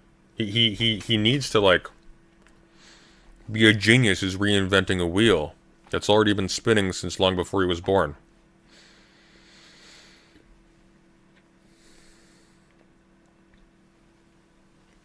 The significance of something, specified in actuality as a consequence of exploratory activity undertaken in its vicinity, tends naturally, quote-unquote, to become assimilated to the object itself. The object, after all, is the proximal cause or the stimulus that gives rise to action conducted in its presence. For people operating naturally, like the child, what something signifies, is more or less inextricably part of the thing, part of its magic. The magic is, of course, due to apprehension of the specific cultural and intra-psychic significance of the thing, and not to its objectively determinable sensory qualities. Everyone understands the child who says, for example, "I saw a scary man." The child's description is immediate and concrete, even though he or she has attributed to the object of perception a quality that is in fact context-dependent and subjective.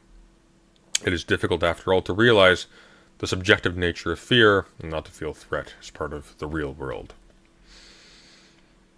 The automatic attribution of meaning to things, or the failure to distinguish between them initially, is a characteristic of narrative, of myth, not of scientific thought.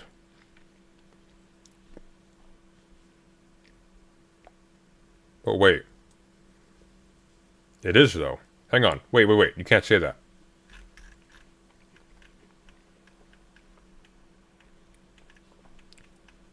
You can't say that.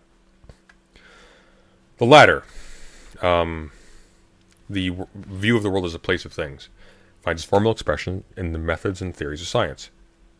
Science allows for increasingly precise determination of the consensually validatable properties of things and for efficient utilization of precisely determined things as tools once the direction such use is to take has been determined through application of more fundamental narrative processes.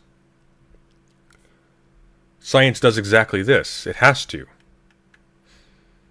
Otherwise, how do you even assimilate the sentence to your theory?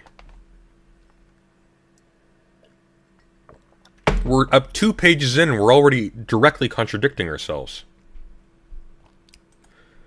Narrative accurately captures the nature of raw experience. Things are scary, people are irritating, events are promising, food is satisfying.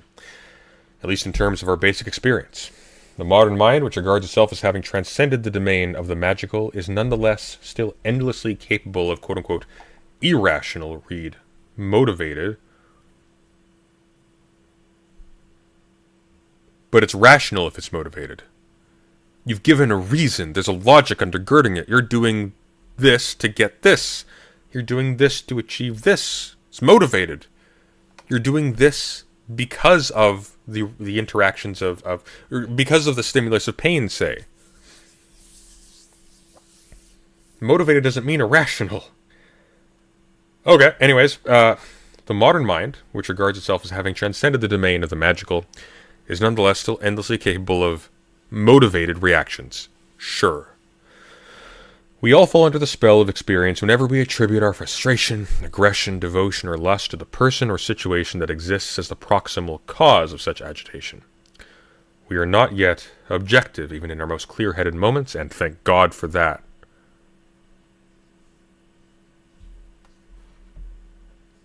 And thank God for that! We become immediately immersed in a motion picture or a novel and willingly suspend disbelief. How true, Dr. Peterson, how true. We become impressed or terrified despite ourselves in the presence of a sufficiently powerful cultural figurehead, an intellectual idol, a sports superstar, a movie actor, a political leader, the Pope, a famous beauty, even our superior at work. In the presence, that is, of anyone who sufficiently embodies the oft implicit values and ideals that protect us from disorder and lead us on.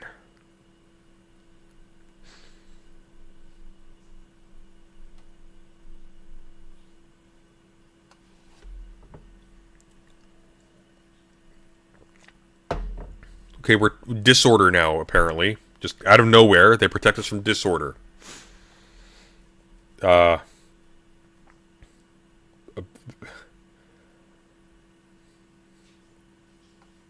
Sports superstars protect us from disorder. Beauty models protect us from disorder. They embody the implicit values, that protect us from disorder. Like the medieval individual, we do not even need the person to generate such effect. The icon will suffice. We will pay vast sums of money for articles of clothing worn, or personal items used, or created by the famous and infamous of our time. This sounds like homogeneous and heterogeneous, but said by someone inside it. It does. It does, actually, Brooks.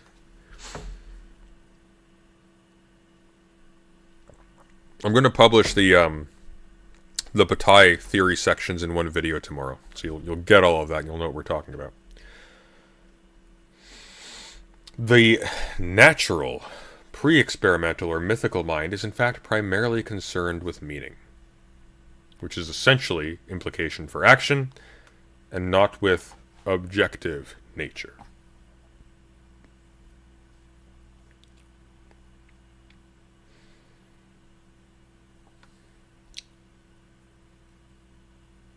But hang on a sec. Slow down, cowboy. They're not concerned with objective nature, but they're concerned primarily with objects, or with meaning rather, as implication for action in the world which is a forum for action, in common with other subjects. They're not concerned with objective nature. Maybe they just don't have a formal differentiation between the objective and the subjective, or the psychological and the physical, or something like that. Maybe they're not dualists that way. But that doesn't mean they're not concerned with objective nature. That means these categories are collapsed. They haven't been, or not collapsed, they haven't been differentiated yet, formally. That's what that means. That's just very bad anthropology. Very bad. This guy is behind Rousseau. That is, he's taking concepts that seem natural in present day, deploying them retroactively, and working backwards from the actual course of events. He's assuming the full spread of modern concerns and attributing to an ancient mind a different attitude concerning the same elements. He's not considering the possibility that objective nature as such simply hasn't been differentiated, but may still hold true nonetheless in terms of how they treat the world. They may understand the difference between dreams and reality. They may, as we would phrase it, they may not phrase it in terms of reality versus the unreal and the inconsequential, but the space in which dreams take place is going to have a different kind of causality and a different kind of significance than the common space in which you hunt and weave and build and cook, etc. The formal object, as conceptualized by modern scientifically oriented consciousness, might appear to those still possessed by the mythic imagination. Alright? if they could, quote-unquote, see it at all as an irrelevant shell, as all that was left after everything intrinsically intriguing had been stripped away. The formal object, as conceived by modern, scientifically oriented consciousness, might appear to those still possessed by the mythic imagination, if they could see it at all, as an irrelevant shell. No, I don't think that's true. I don't think that's true at all.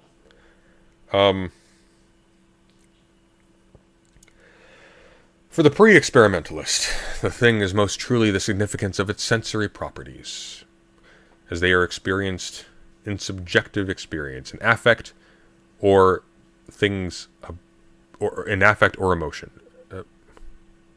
Okay. And in truth, in real life, to know what something is still means to know two things about it. Its motivational relevance and the specific nature of its sensory qualities.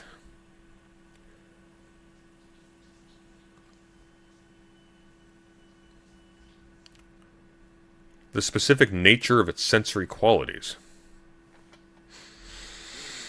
Sensory qualities are sensory. They qualify your experience of the object. They don't have a nature. They have a description, but they don't have a nature. The two forms of knowing are not identical. Furthermore, experience and registration of the former necessarily precedes development of the latter. Something must have emotional impact before it will attract enough attention to be explored and mapped in accordance with its sensory properties. Those sensory properties of prime import to the experimentalist or empiricist are meaningful only insofar as they serve as cues for determining specific affective relevance or behavioral significance. We need to know what things are not to know what they are, but to keep track of what they mean to understand what they signify for our behavior.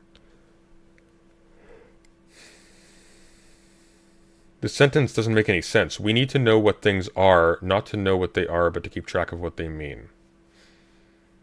But what they mean is what they are. That's specifically what you said. It has taken centuries of firm discipline and intellectual training, religious, proto-scientific, and scientific, I don't know what he thinks the difference is, to produce a mind capable of concentrating on phenomena that are not yet or are no longer immediately intrinsically gripping, to produce a mind that regards real as something separable from relevant, to produce the Kwisatz Haderach. Alternatively, it might be suggested that all of the myth has not yet vanished from science, devoted as it is to human progress, and that it is this non-trivial remainder that enables the scientist to retain undimmed enthusiasm while endlessly studying his fruit flies.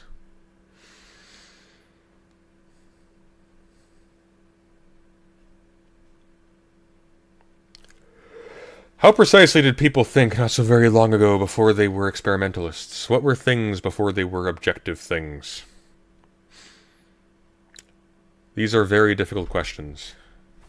The things that existed prior to the development of experimental science do not appear valid either as things or as the meaning of things to the modern mind. The question of the nature of the substance of Sol, the sun, to take a single example, occupied the minds of those who practiced the Why are you using Sol? Why?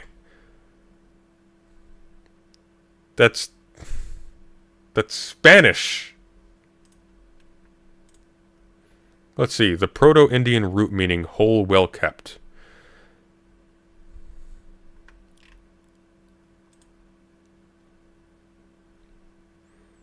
That's like Latin languages do that.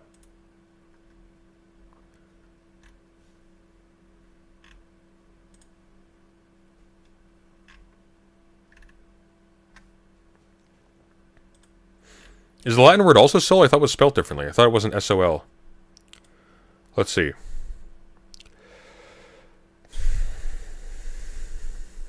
I might be having a stroke here.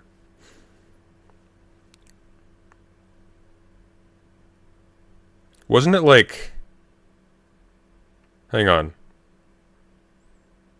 No, it is sol. Okay, it is S-O-L. I thought, I don't speak Latin, but I thought the Latin was like soli or something. I'm probably just dumb. No, look at that. It is sol.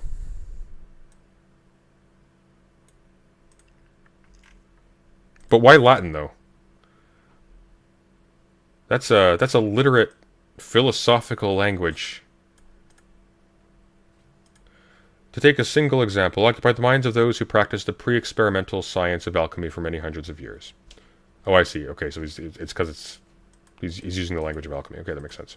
We would no longer presume, even that the sun has a uniform substance unique to it, and would certainly take exception to the properties attributed to this hypothetical element by the medieval alchemist, if we allowed its existence. Carl Jung spent much of the latter part of his life studying medieval thought patterns characterized Sol. The sun signifies, first of all, gold. Let's see, hang on.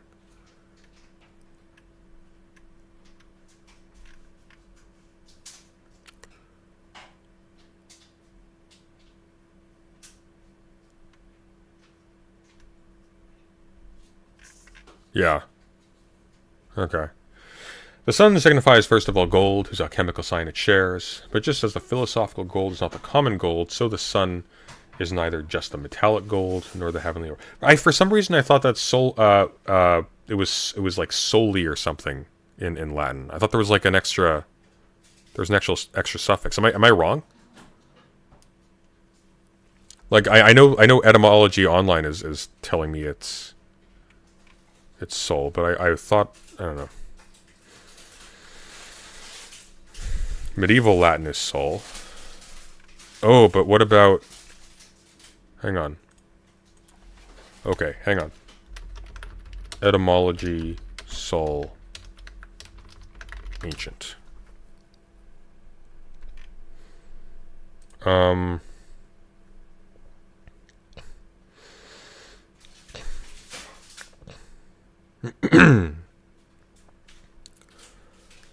Oh, I see. And there's a Proto-Indian European root meaning the sun. That's sol, or soel, maybe? S-A-W-E-L in English, in Latin letters. According to Watkins, the E-L in it originally was a suffix, and there was alternative form suen.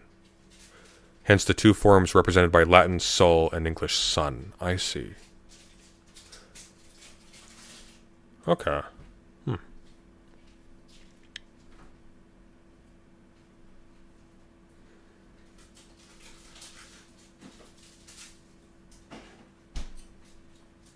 Alright, anyways, I digress. Sometimes the sun is an active substance hidden in the gold and is extracted alchemically, as the tinctura rubia, red tincture. Sometimes as the heavenly body, it is the possessor of magically effective and transformative rays.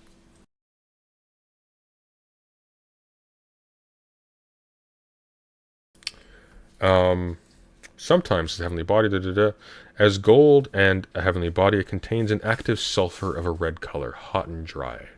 Because of this, red sulfur, the alchemical sun, like the corresponding gold, is red. As every alchemist knew, gold owes its red color to the admixture of copper, which he interpreted as Kypris, the Cyprian. Venus, mentioned in Greek alchemy as the transformative substance, redness, heat, and dryness are the classical qualities of the Egyptian Set, Greek Typhon. The evil principle, which, like the alchemical sulfur, is closely connected with the devil. And just as Typhon has his kingdom in the Forbidden Sea, so the sun, as Sol Centralis, has its sea, its crude, perceptible water, and as Sol Celestis, its subtle, imperceptible water, this sea water, Aqua Pontica, is extracted from sun and moon. The active sun substance also has favorable effects, as the so-called balsam. It drips from the sun and produces lemons, oranges, wine, and in the mineral kingdom, gold. We can barely understand such a description, contaminated as it is by imaginative and mythological associations peculiar to the medieval mind. It is precisely this fantastical contamination, however, that renders the alchemical description worth examining. Not from the perspective of the history of science concerned with the examination of outdated objective ideas, but from the perspective of psychology, focused on the interpretation of subjective frames of reference.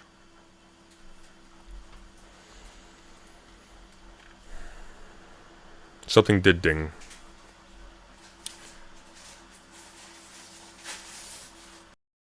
We'll just give it a sec. There's some noise in the background. People are making food. Just give it a moment.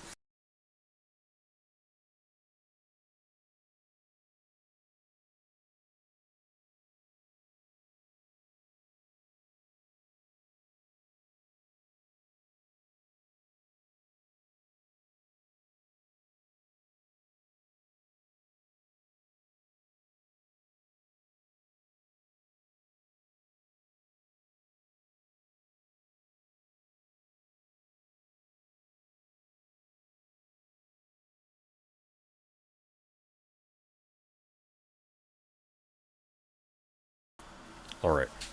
You can barely hear it? Good.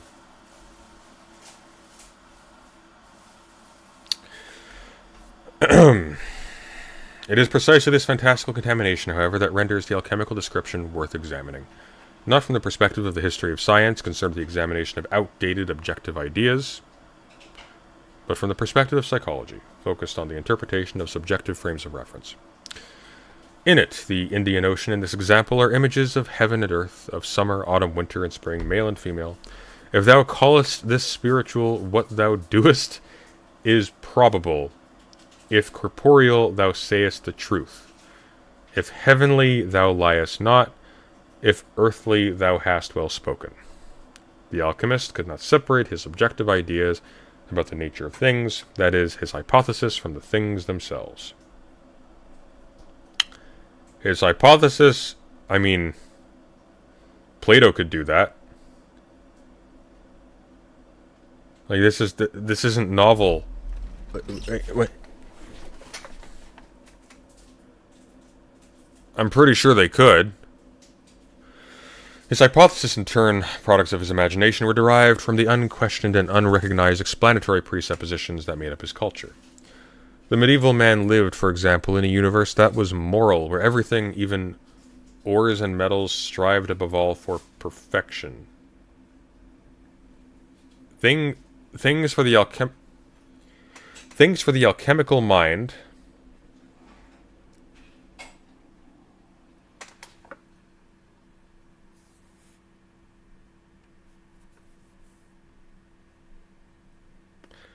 Sorry, that kind of gave me a mild aneurysm. Things for the alchemical mind were therefore characterized in large part by their moral nature, by their impact on what we would describe as affect, emotion, or motivation. Description of this relevance took narrative form. Mythic form is in the example drawn from Jung, where the sulfuric aspect of the sun's substance is attributed negative demonic characteristics. It was the great feat of science to strip affect from perception, so to speak, and to allow for the description of experiences purely in terms of their consensually apprehensible features. Does he mean... What does he mean by consensually here? However, most apprehensible features of things aren't consensual. You don't consent, for example, to the impressions of everything that you see accidentally. Does he mean... I don't know what that means.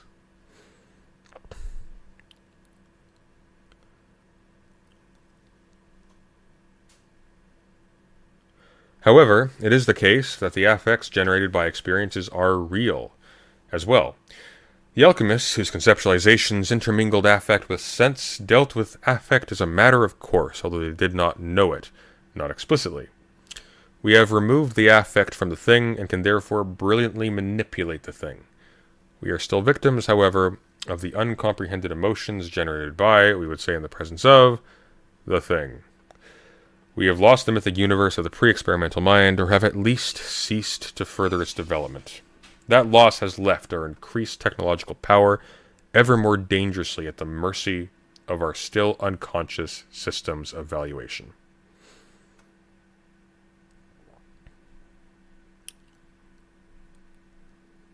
I have no idea what the hell he's talking about.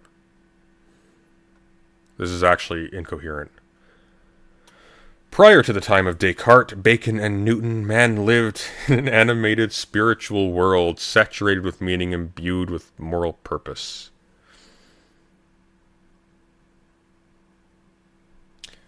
The nature of this purpose was revealed in the stories people told each other, stories about the structure of the cosmos and the place of man. But now we think philosophy existed for well over 1,000 years by the time of Descartes, my dude. Like written philosophy. Skeptics about the gods. Materialists. Atomists. Naturalists. Not by those names, but the same thing.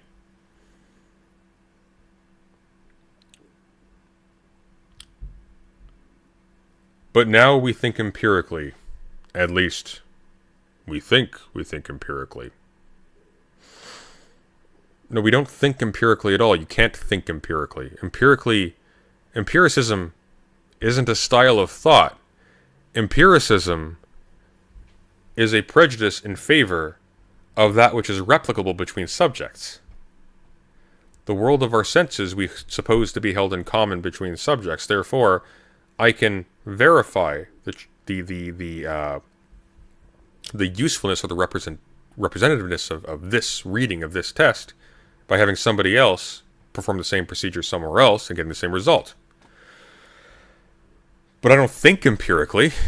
I confirm empirically. And the spirits that once inhabited the universe have vanished. The forces released by the advent of the experiment have wreaked havoc within the mythic world. Jung states, "How totally different did the world appear to medieval man. For him the earth was eternally fixed and at rest in the center of the universe, encircled by the course of a sun that solicitously bestowed its warmth. Men were all children of God under the loving care of the Most High, who prepared them for eternal blessedness, and all knew exactly what they should do and how they should conduct themselves in order to rise from a corruptible world to an incorruptible and joyous existence." Which is why philosophical and religious disagreement didn't exist until Descartes. Such a life no longer seems real to us, even in our dreams. Natural science has long ago torn this lovely veil to shreds.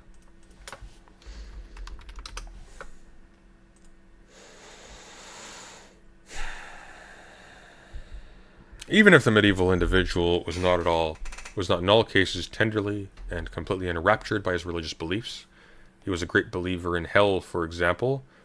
Jordan Peterson has clearly never heard of a Sadducee. He was certainly not plagued by the plethora of rational doubts and moral uncertainties that besets his modern counterpart. Religion for the Sadducees are ancient Jews who denied the resurrection of the dead. He was certainly not plagued by the plethora of rational... Jesus argued with them in the New Testament. He was certainly not plagued by the plethora of rational doubts and moral uncertainties that beset his modern counterpart, because the apology of Socrates never happened, and he never conjectures whether or not he will be in an afterlife with other ancient dead people, or whether or not it will just be eternal sleep of some kind, because that never happened. That's not only a fictional account. The accounts of the fictional account are fictional. It's just a thing that was never written. Plato didn't exist. He can't hurt you. Religion for the pre-experimental mind was not so much a matter of faith as a matter of fact, which is why they kept on using the word faith in their literature, which means that the prevailing religious viewpoint was not merely one compelling theory among many. Okay, look. This book that I'm holding is a Catholic Bible. This book that I am holding is a Protestant Bible. This book has more texts in it than this book. Why? Because when considering the facts about their authorship, they disagreed that all the books in here should be put in here and treated as authoritative. There was absolutely a distinction between fact and faith. There was absolutely there were absolutely contests between compelling theories. They were theories based upon presumptions that were religious and mythological in nature, but theories they remained, and they were compelling to the people who were arguing for them, and they argued that they should be compelled.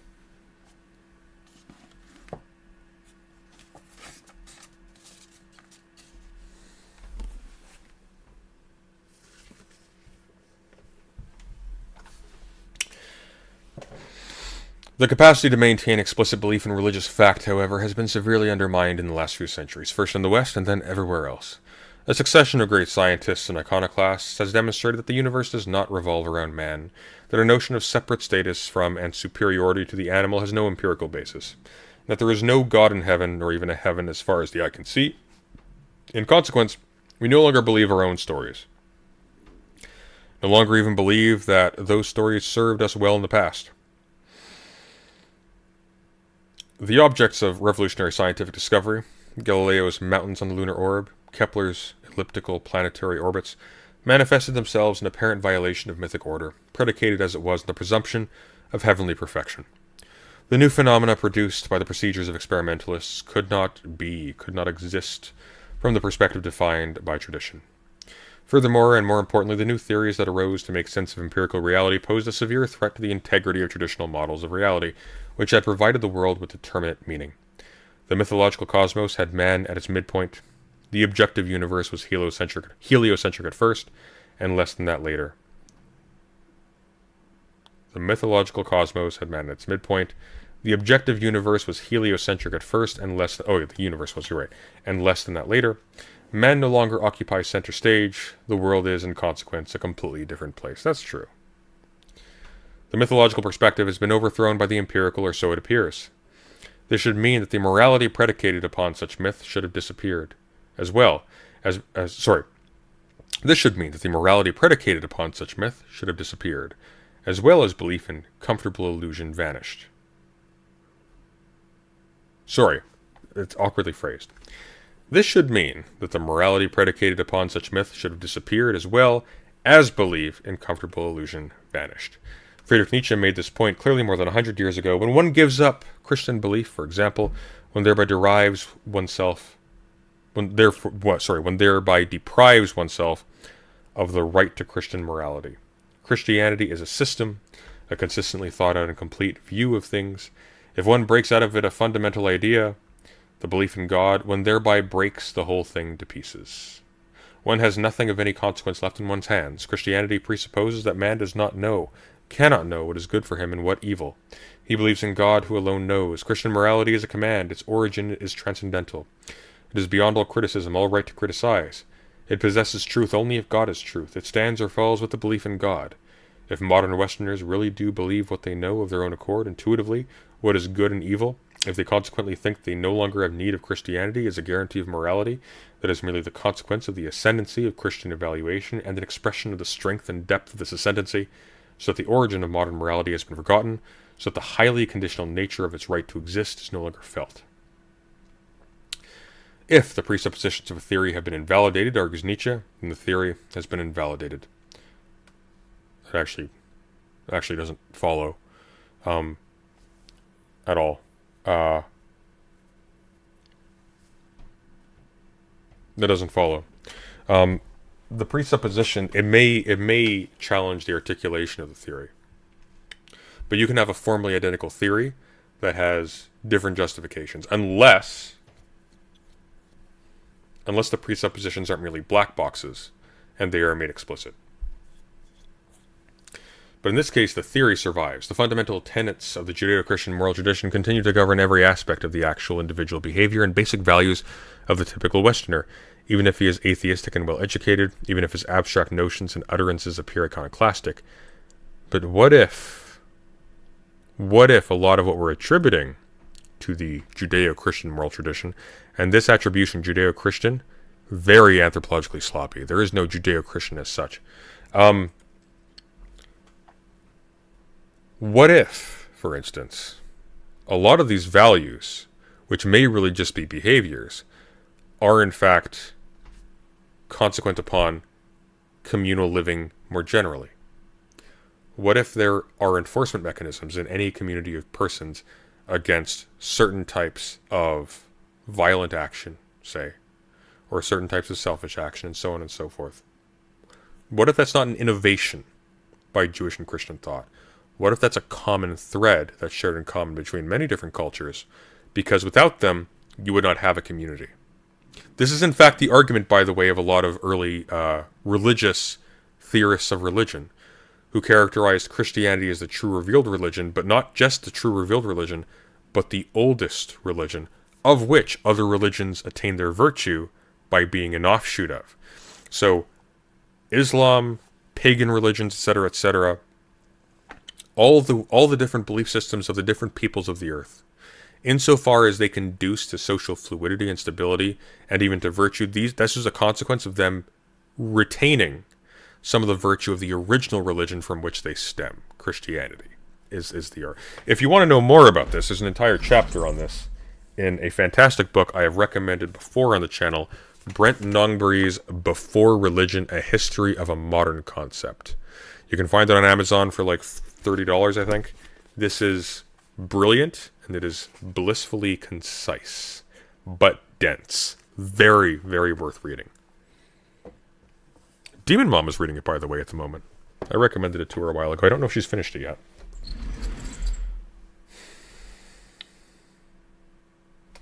Moving on. He neither kills nor steals, or if he does, he hides his actions even from his own awareness, and he tends, in theory, to treat his neighbor as himself. The principles that govern his society, and increasingly all others, remain predicated on mythic notions of individual value, intrinsic right, and responsibility, despite scientific evidence of causality and determinism in human motivation. This is a claim.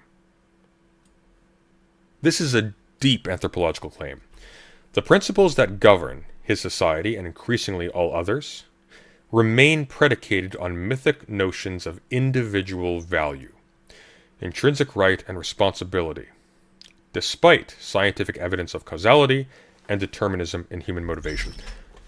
Mechanical causality, as that which conditions all behavior and all action, all events in the world, long pre-exists, let's say, the microscope or modern physics, okay?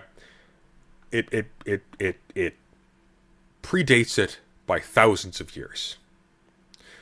Moreover, there's an obvious retort to this, and it's initiated by Hobbes, but we can give a more robust anthropological one. There may be some survival bias taking place here. It may be the case that communities are selected for survival based on whether or not their members destroy one another, make living with each other impossible. Stands to reason. If your society is filled with people who are stealing from each other and can't survive living with each other, who are pillaging and plundering and raping and murdering one another with impunity, that society is not going to last. It's going to be weak. It's going to be fragile. It's going to be unproductive. So societies that last are going to be ones that don't have these things. So maybe societies won't even form unless there are protections against these things, normative or otherwise. The idea that it's predicated on mythic notions of individual value is preposterous. We don't even have a notion of the individual as having individual value until very recently. One of the actual innovations of Christianity is the emphasis on sincerity. That's what gives rise in a big way to individualism, precisely because you cannot be saved under the types of Christianity that prevailed more or less across the globe, certainly in England, where individualism really took root. You cannot be saved unless you have sincere belief, unless you sincerely love God and obey the commandments because you love God, and so on and so forth.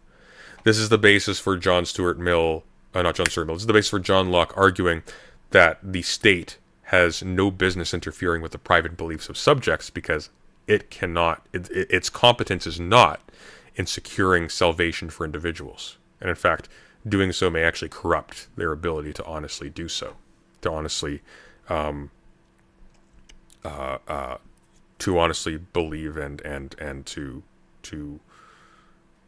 have that relationship with the divine.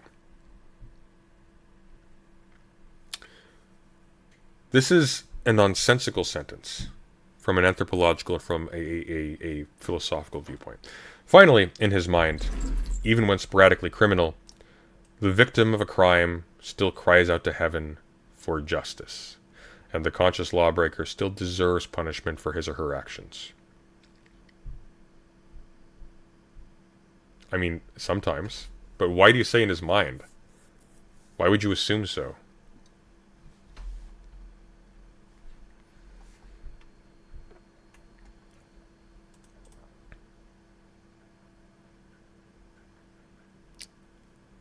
Why would you assume this?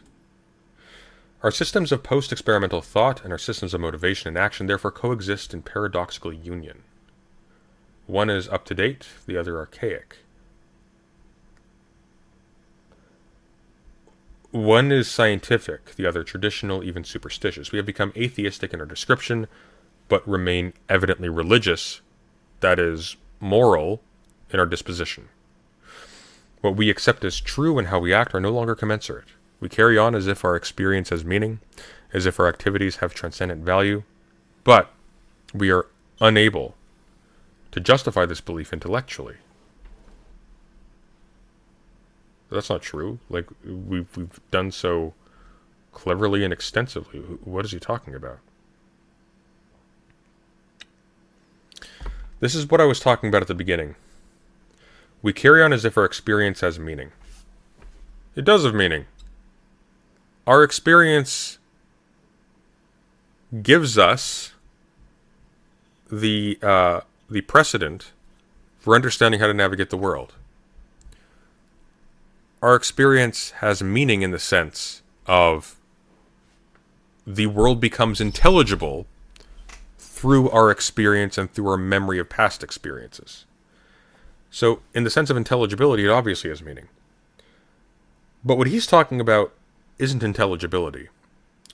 What he's talking about is there a rubber stamp given by another reality, another causality, if you will, that validates our experience, that validates our actions? To which my immediate question is, who cares? What does that prove? You simply referred the question to another level. Why should that rubber stamp matter? Because it's other? That would actually argue in favor of it not mattering. It's of no consequence.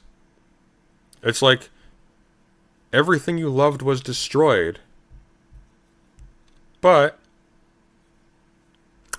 somewhere a being in the realm where all things are jelly gave you a green check mark on your character sheet.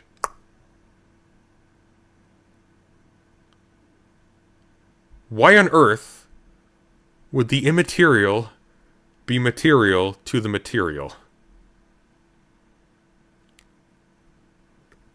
Why?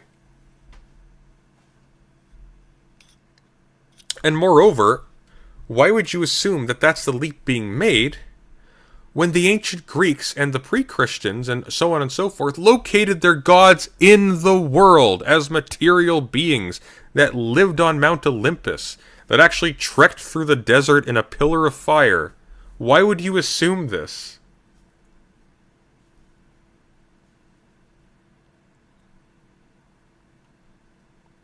Ugh. This is so bad. I'm going to change keys here. After I finish the next page. And I want to look at his bibliography. I want to see what's informing this. Does he have one? Imagine if he doesn't have one. I have not actually checked, but we'll find out.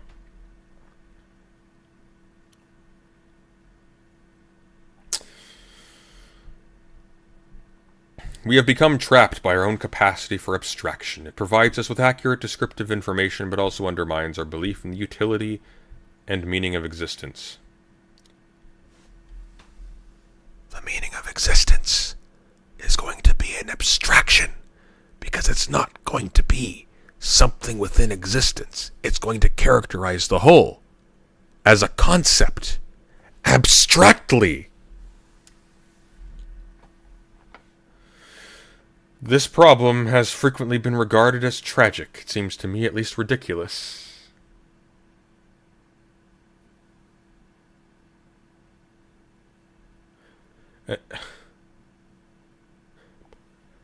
Anyways.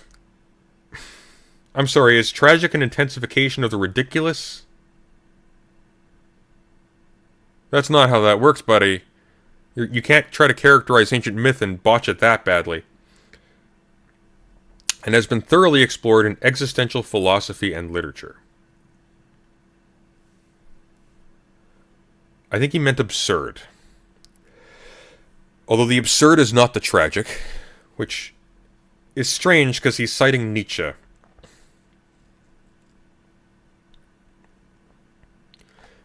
Excuse me. Nietzsche described this modern condition as the inevitable and necessary consequence of the death of God.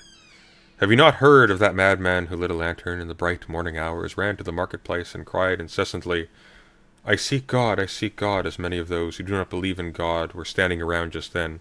He provoked much laughter. Why did he get lost, said one. Did he lose his way like a child, said another.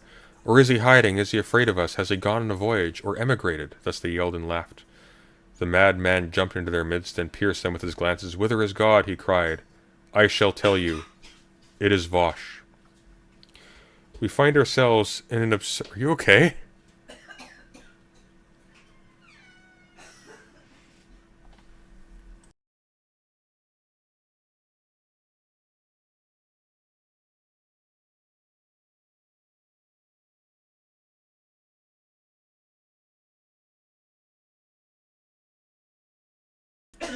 It's too spicy. Okay. We're good. No one's dying.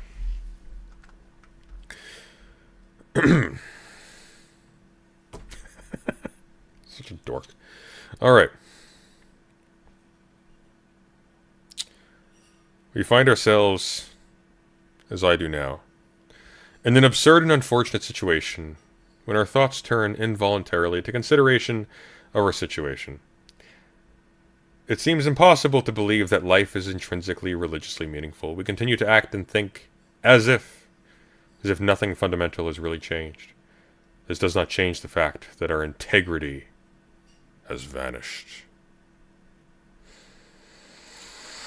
The great forces of empiricism and rationality and the great technique of the experiment have killed myth.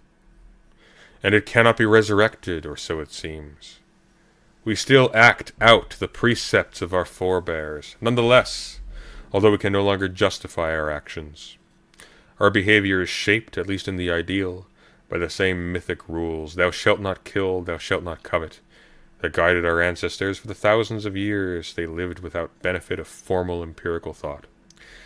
This means that those rules are so powerful, so necessary at least, that they maintain their existence and expand their domain, even in the presence of explicit theories that undermine their validity. That is a mystery. And here is another. How is it that complex and admirable ancient civilizations could have developed and flourished initially if they were predicated upon nonsense? They weren't. If a culture survives and grows, does that not indicate in some profound way that the ideas it is based upon are valid? If myths are mere superstitious proto-theories, why did they work? Why were they remembered? Are great rationalist ideologies, after all, fascist, say, or communist? Fascism is not a rationalist ideology. Fascism is a borderline mystical ideology.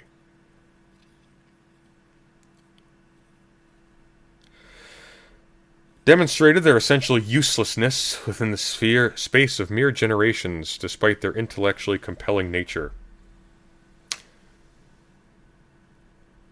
Jordan Peterson finds fascism intellectually compelling.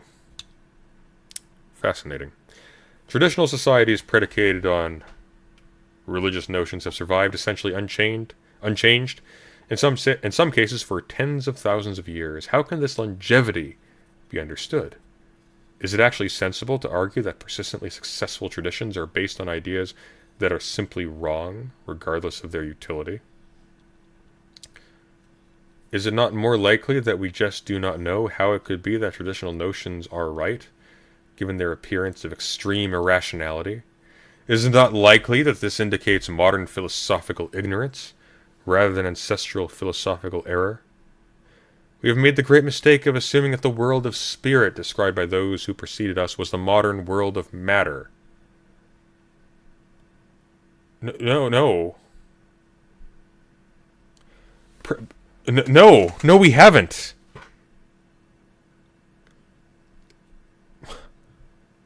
What?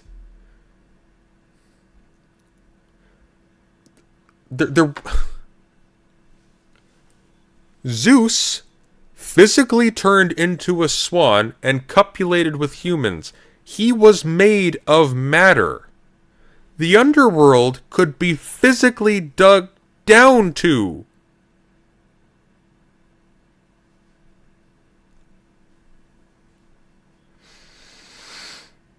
That is true. The ancient world of spirit operated exactly like the world of matter does.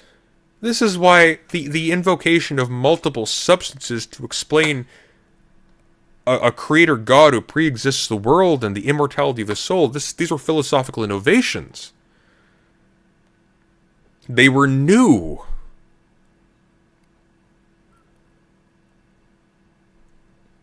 Orpheus literally walked into hell. Odysseus literally walked to the domain of the dead and physically handed them blood so they could regain their memories. Literally, in physical proximity to the ghosts of Agamemnon and Achilles. They were physically there and spoke to him using words that were perceived by the ears.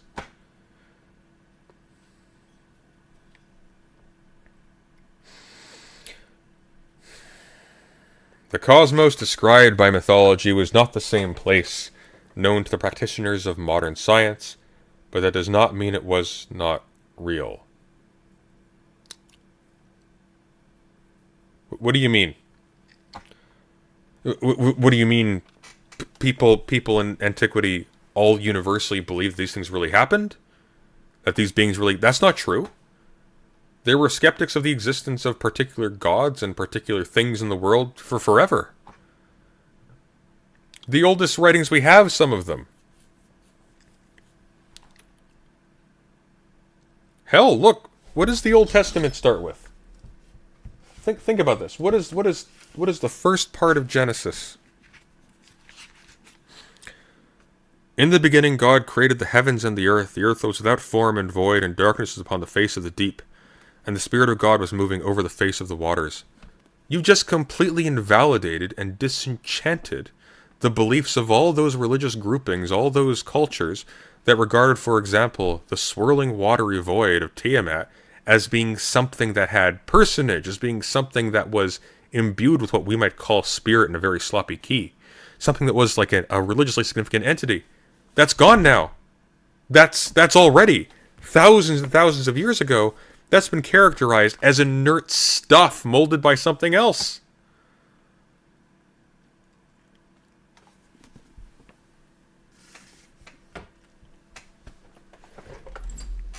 Or how about like Thrasymachus and Republic?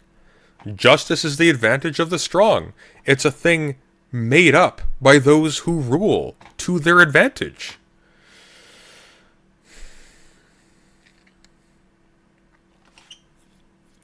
We have not yet found God above, nor the devil below, because we do not yet understand where above and below might be found. Well, allow me to... let me help you there, Jordan. Above is... and below is... there. I solved it. We can stop now. Let's look at this bibliography. What is this? Oh, there's a map. Oh, we got to go through more of this at some point. We're going to. This is not the last you have seen of maps of meaning. Oh, we got to... This is the long part. I'm going to have to read through all of this myself. Oh, God. Oh, God, look at this. You know, it's funny. I drew similar maps like this. When I was, actually, oddly enough, I don't think I still have the notes. But, I drew similar maps like this when I was reading, oh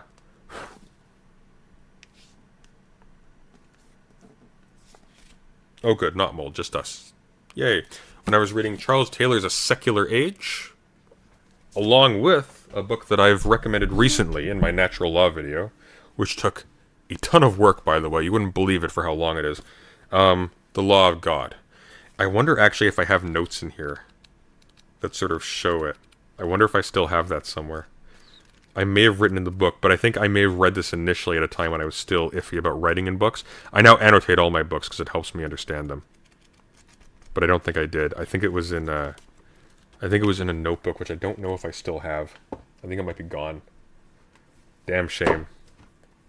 Damn shame. But, anywho. Let's put A Secular Age back down here. A Secular Age is really good, by the way. I have some issues with it, but it's really good. Worth reading. Very long. But, Charles Taylor is in his element there. Oh, thank you, Win, for the 10 gifted memberships. I greatly appreciate that. You are a darling.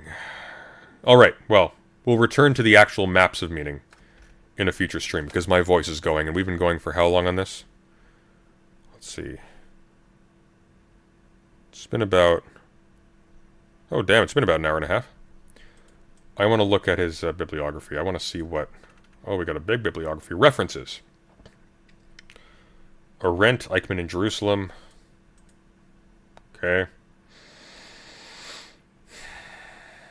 So for this kind of text, here's what I'm looking for, okay? I'm looking for a couple people that are going to be really crucial to making this thing viable at all, or let's say in conversation, conversant, that's what I'm looking for. Conversant with any of the relevant literature on this.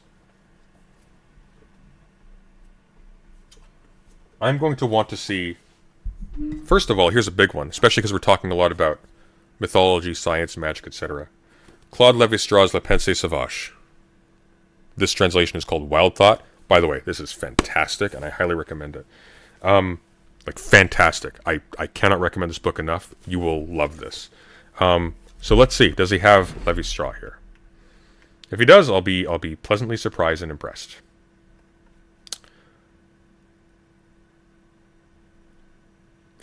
He doesn't.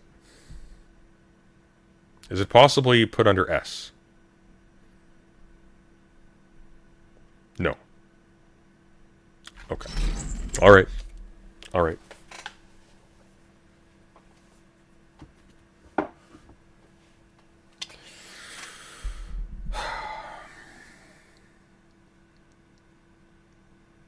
That's really bad. That's really bad. That's like basic to this topic.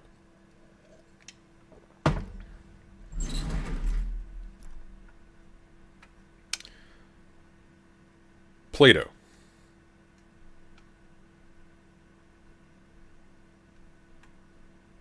Ah, we have the Apology. The Jowett translation, from Great Books of the Western World, which he got because it comes in hardcover. Because you don't read the Jowett translation for scholarly work anymore. It's outdated. The reason why it's published in hardcover is because it's public domain.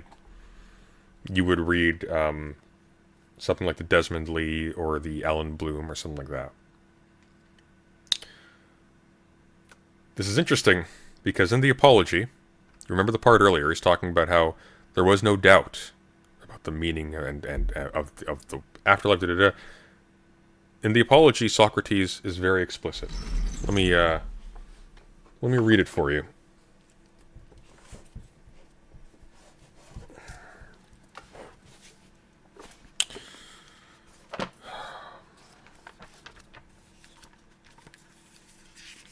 This is the Hackett Complete Works of Plato. Big boy. Worth the investment if you're interested in Plato. Although not the best translations, all decent for the most part.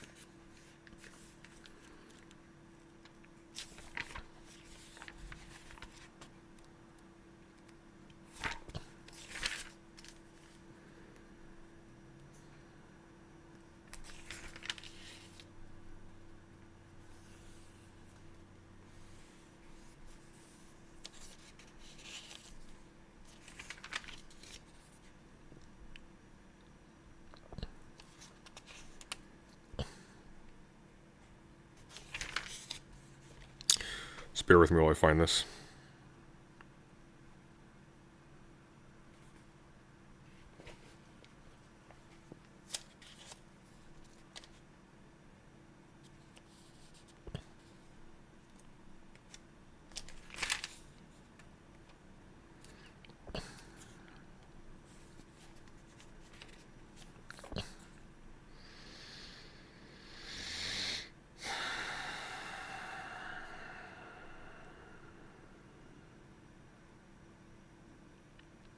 Here we are. This is from Apology by Plato, the Apology of Socrates. This is the defense of Socrates as recorded by Plato, apocryphally. This is probably not how it went, but this is a speech by Socrates given in his defense while he's being tried by the court of Athens for corrupting the youth. Quote, "To fear death, gentlemen, is no other than to think oneself wise when one is not, to think one knows what one does not know. No one knows whether death may not be the greatest of all blessings for a man, yet men fear it as if they knew that it is the greatest of evils, and surely it is the most blameworthy ignorance to believe that one knows what one does not know. It is perhaps on this point, and in this respect, gentlemen, that I differ from the majority of men, and if I were to claim that I am wiser than anyone in anything, it would be in this, that, as I have no adequate knowledge of things in the underworld, so I do not think I have. I do know, however, that it is wicked and shameful to do wrong, to disobey one's superior, be he God or man. I shall never fear or avoid things of which I do not know, whether they may not be good, rather than things that I know not to be bad," unquote. And then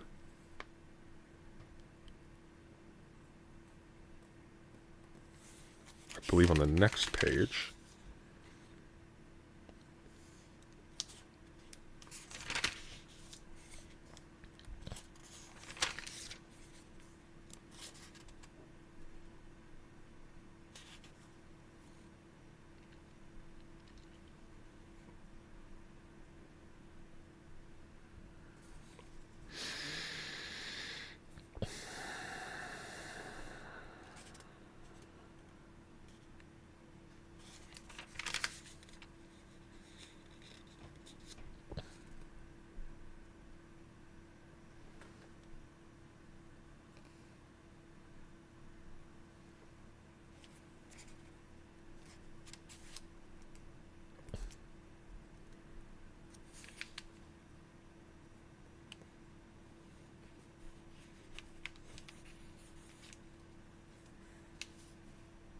here we are. "Let us reflect in this way too, that there is good hope that death is a blessing, for it is one of two things. Either the dead are nothing and have no perception of anything, or it is, as we are told, a change and a relocating for the soul from here to another place."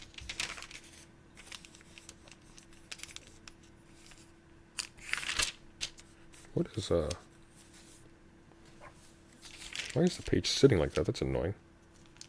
Looks like it was bound incorrectly. No, that's frustrating. Looks like a signature was put in slightly too tight. That's fine. "If it is complete lack of perception, like a dreamless sleep, then death would be a great advantage, for I think that if one had to pick out that night during which a man slept soundly and did not dream, put beside it the other nights and days of his life, and then see how many days and nights had been better and more pleasant than that night, not only a private person, but the great king would find them easy to count compared with the other days and nights. If death is like this, I say it is an advantage, for all eternity would it seem to be no more than a single night. If, on the other hand, death is a change from here to another place, and what we are told is true, and all who have died are there, what greater blessing could there be, gentlemen of the jury? If anyone arriving in Hades will have escaped from those who call themselves jurymen here, and will find those true jurymen who are said to sit in judgment there, Minos and Rhadamanthus and Acus and Triptolemus and the other demigods who have been upright in their own life, would that be a poor kind of change? Again, what would one of you give to keep company with Orpheus and Musaeus and Hesiod and Homer?" So, you see, there's massive skepticism about the nature of the afterlife and the nature of the divine, and what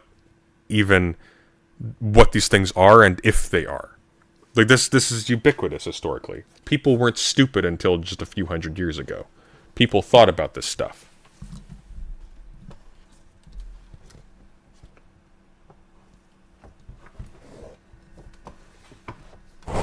All right.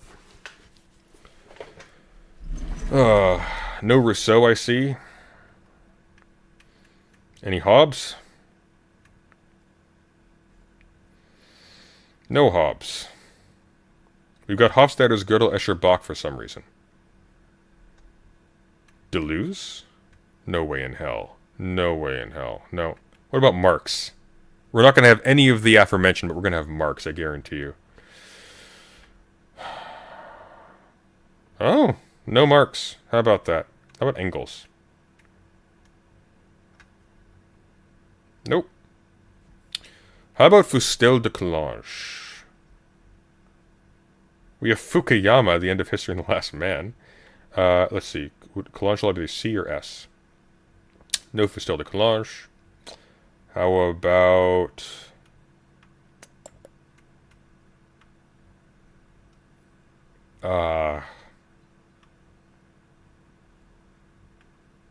God, this is awful. Got a whole ton of Lao Tzu. I don't know why we have multiple Lao Tzu. Lao Tzu is broadly believed to be a historical, mythological compilation of maybe several different writers, and he only wrote the Tao Te Ching. That's weird. I don't know what these are. WarriorScholar.com. Okay.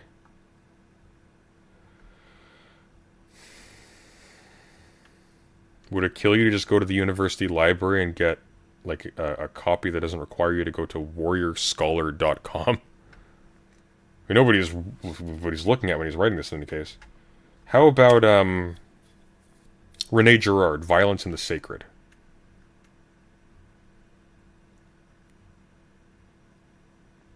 Nada. Carl Schmitt, Maps of Meaning. Carl Schmitt, maybe.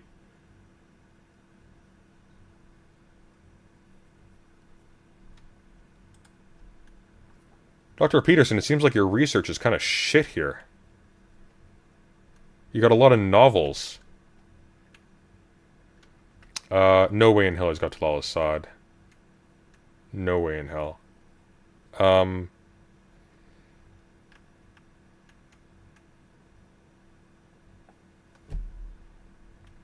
Geertz? Clifford Geertz?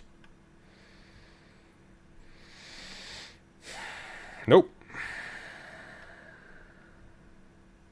He's got nothing.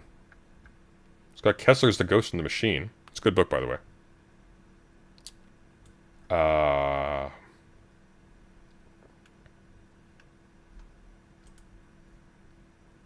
This is, What about Rand? I bet he has Ayn Rand. Oh, he almost definitely... No Ayn Rand? Okay. Okay. Alright.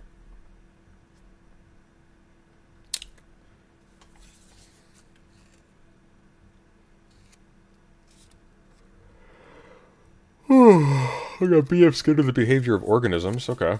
Okay. No way in hell. Really? He's got Wittgenstein's Philosophical Investigations after what we just read? Hang on a sec.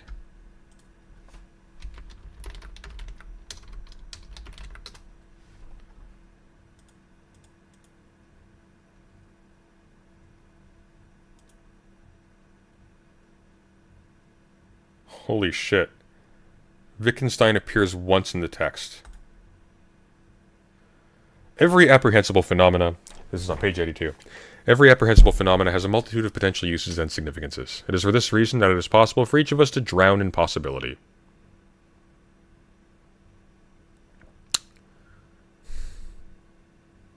It's possible to drown in possibility. Even something as simple as a piece of paper is not simple at all, except insofar as implicit contextual determinants make it appear so. Wittgenstein asks, point to a piece of paper. And now point to its shape. Now to its color. Now to its number. How did you do it? With science. You will say that you meant a different thing each time you pointed, and if I ask you how it is done, you will say you concentrated your attention on the color, the shape, etc. But I ask again, how is that done?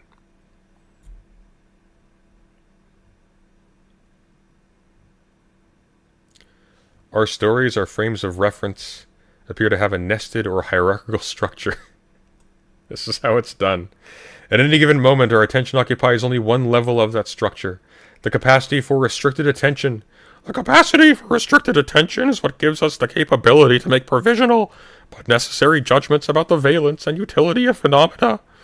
My voice is too gone for that. However, we can also shift levels of abstraction. We can voluntarily focus our attention when necessary on stories that map out larger or smaller areas of space-time. Excuse the Einsteinian reference, but it is in fact accurate in this case, as our stories have a duration as well as an area.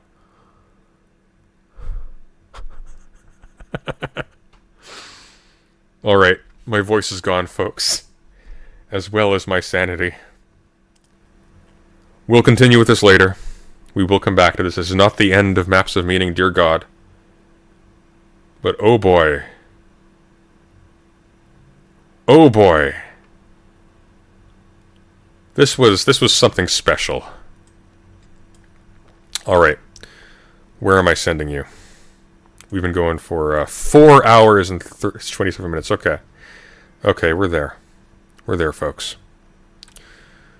Alright. Who's streaming tonight?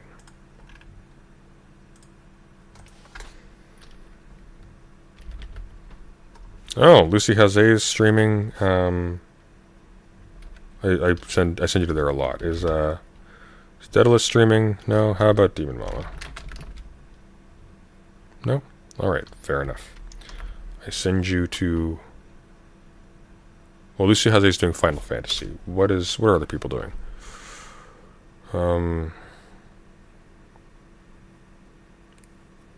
Tomfoolery is talking about why does populism suck. I'm going to send you to Lucy. I'm not sending you to Tomfoolery over Lucy.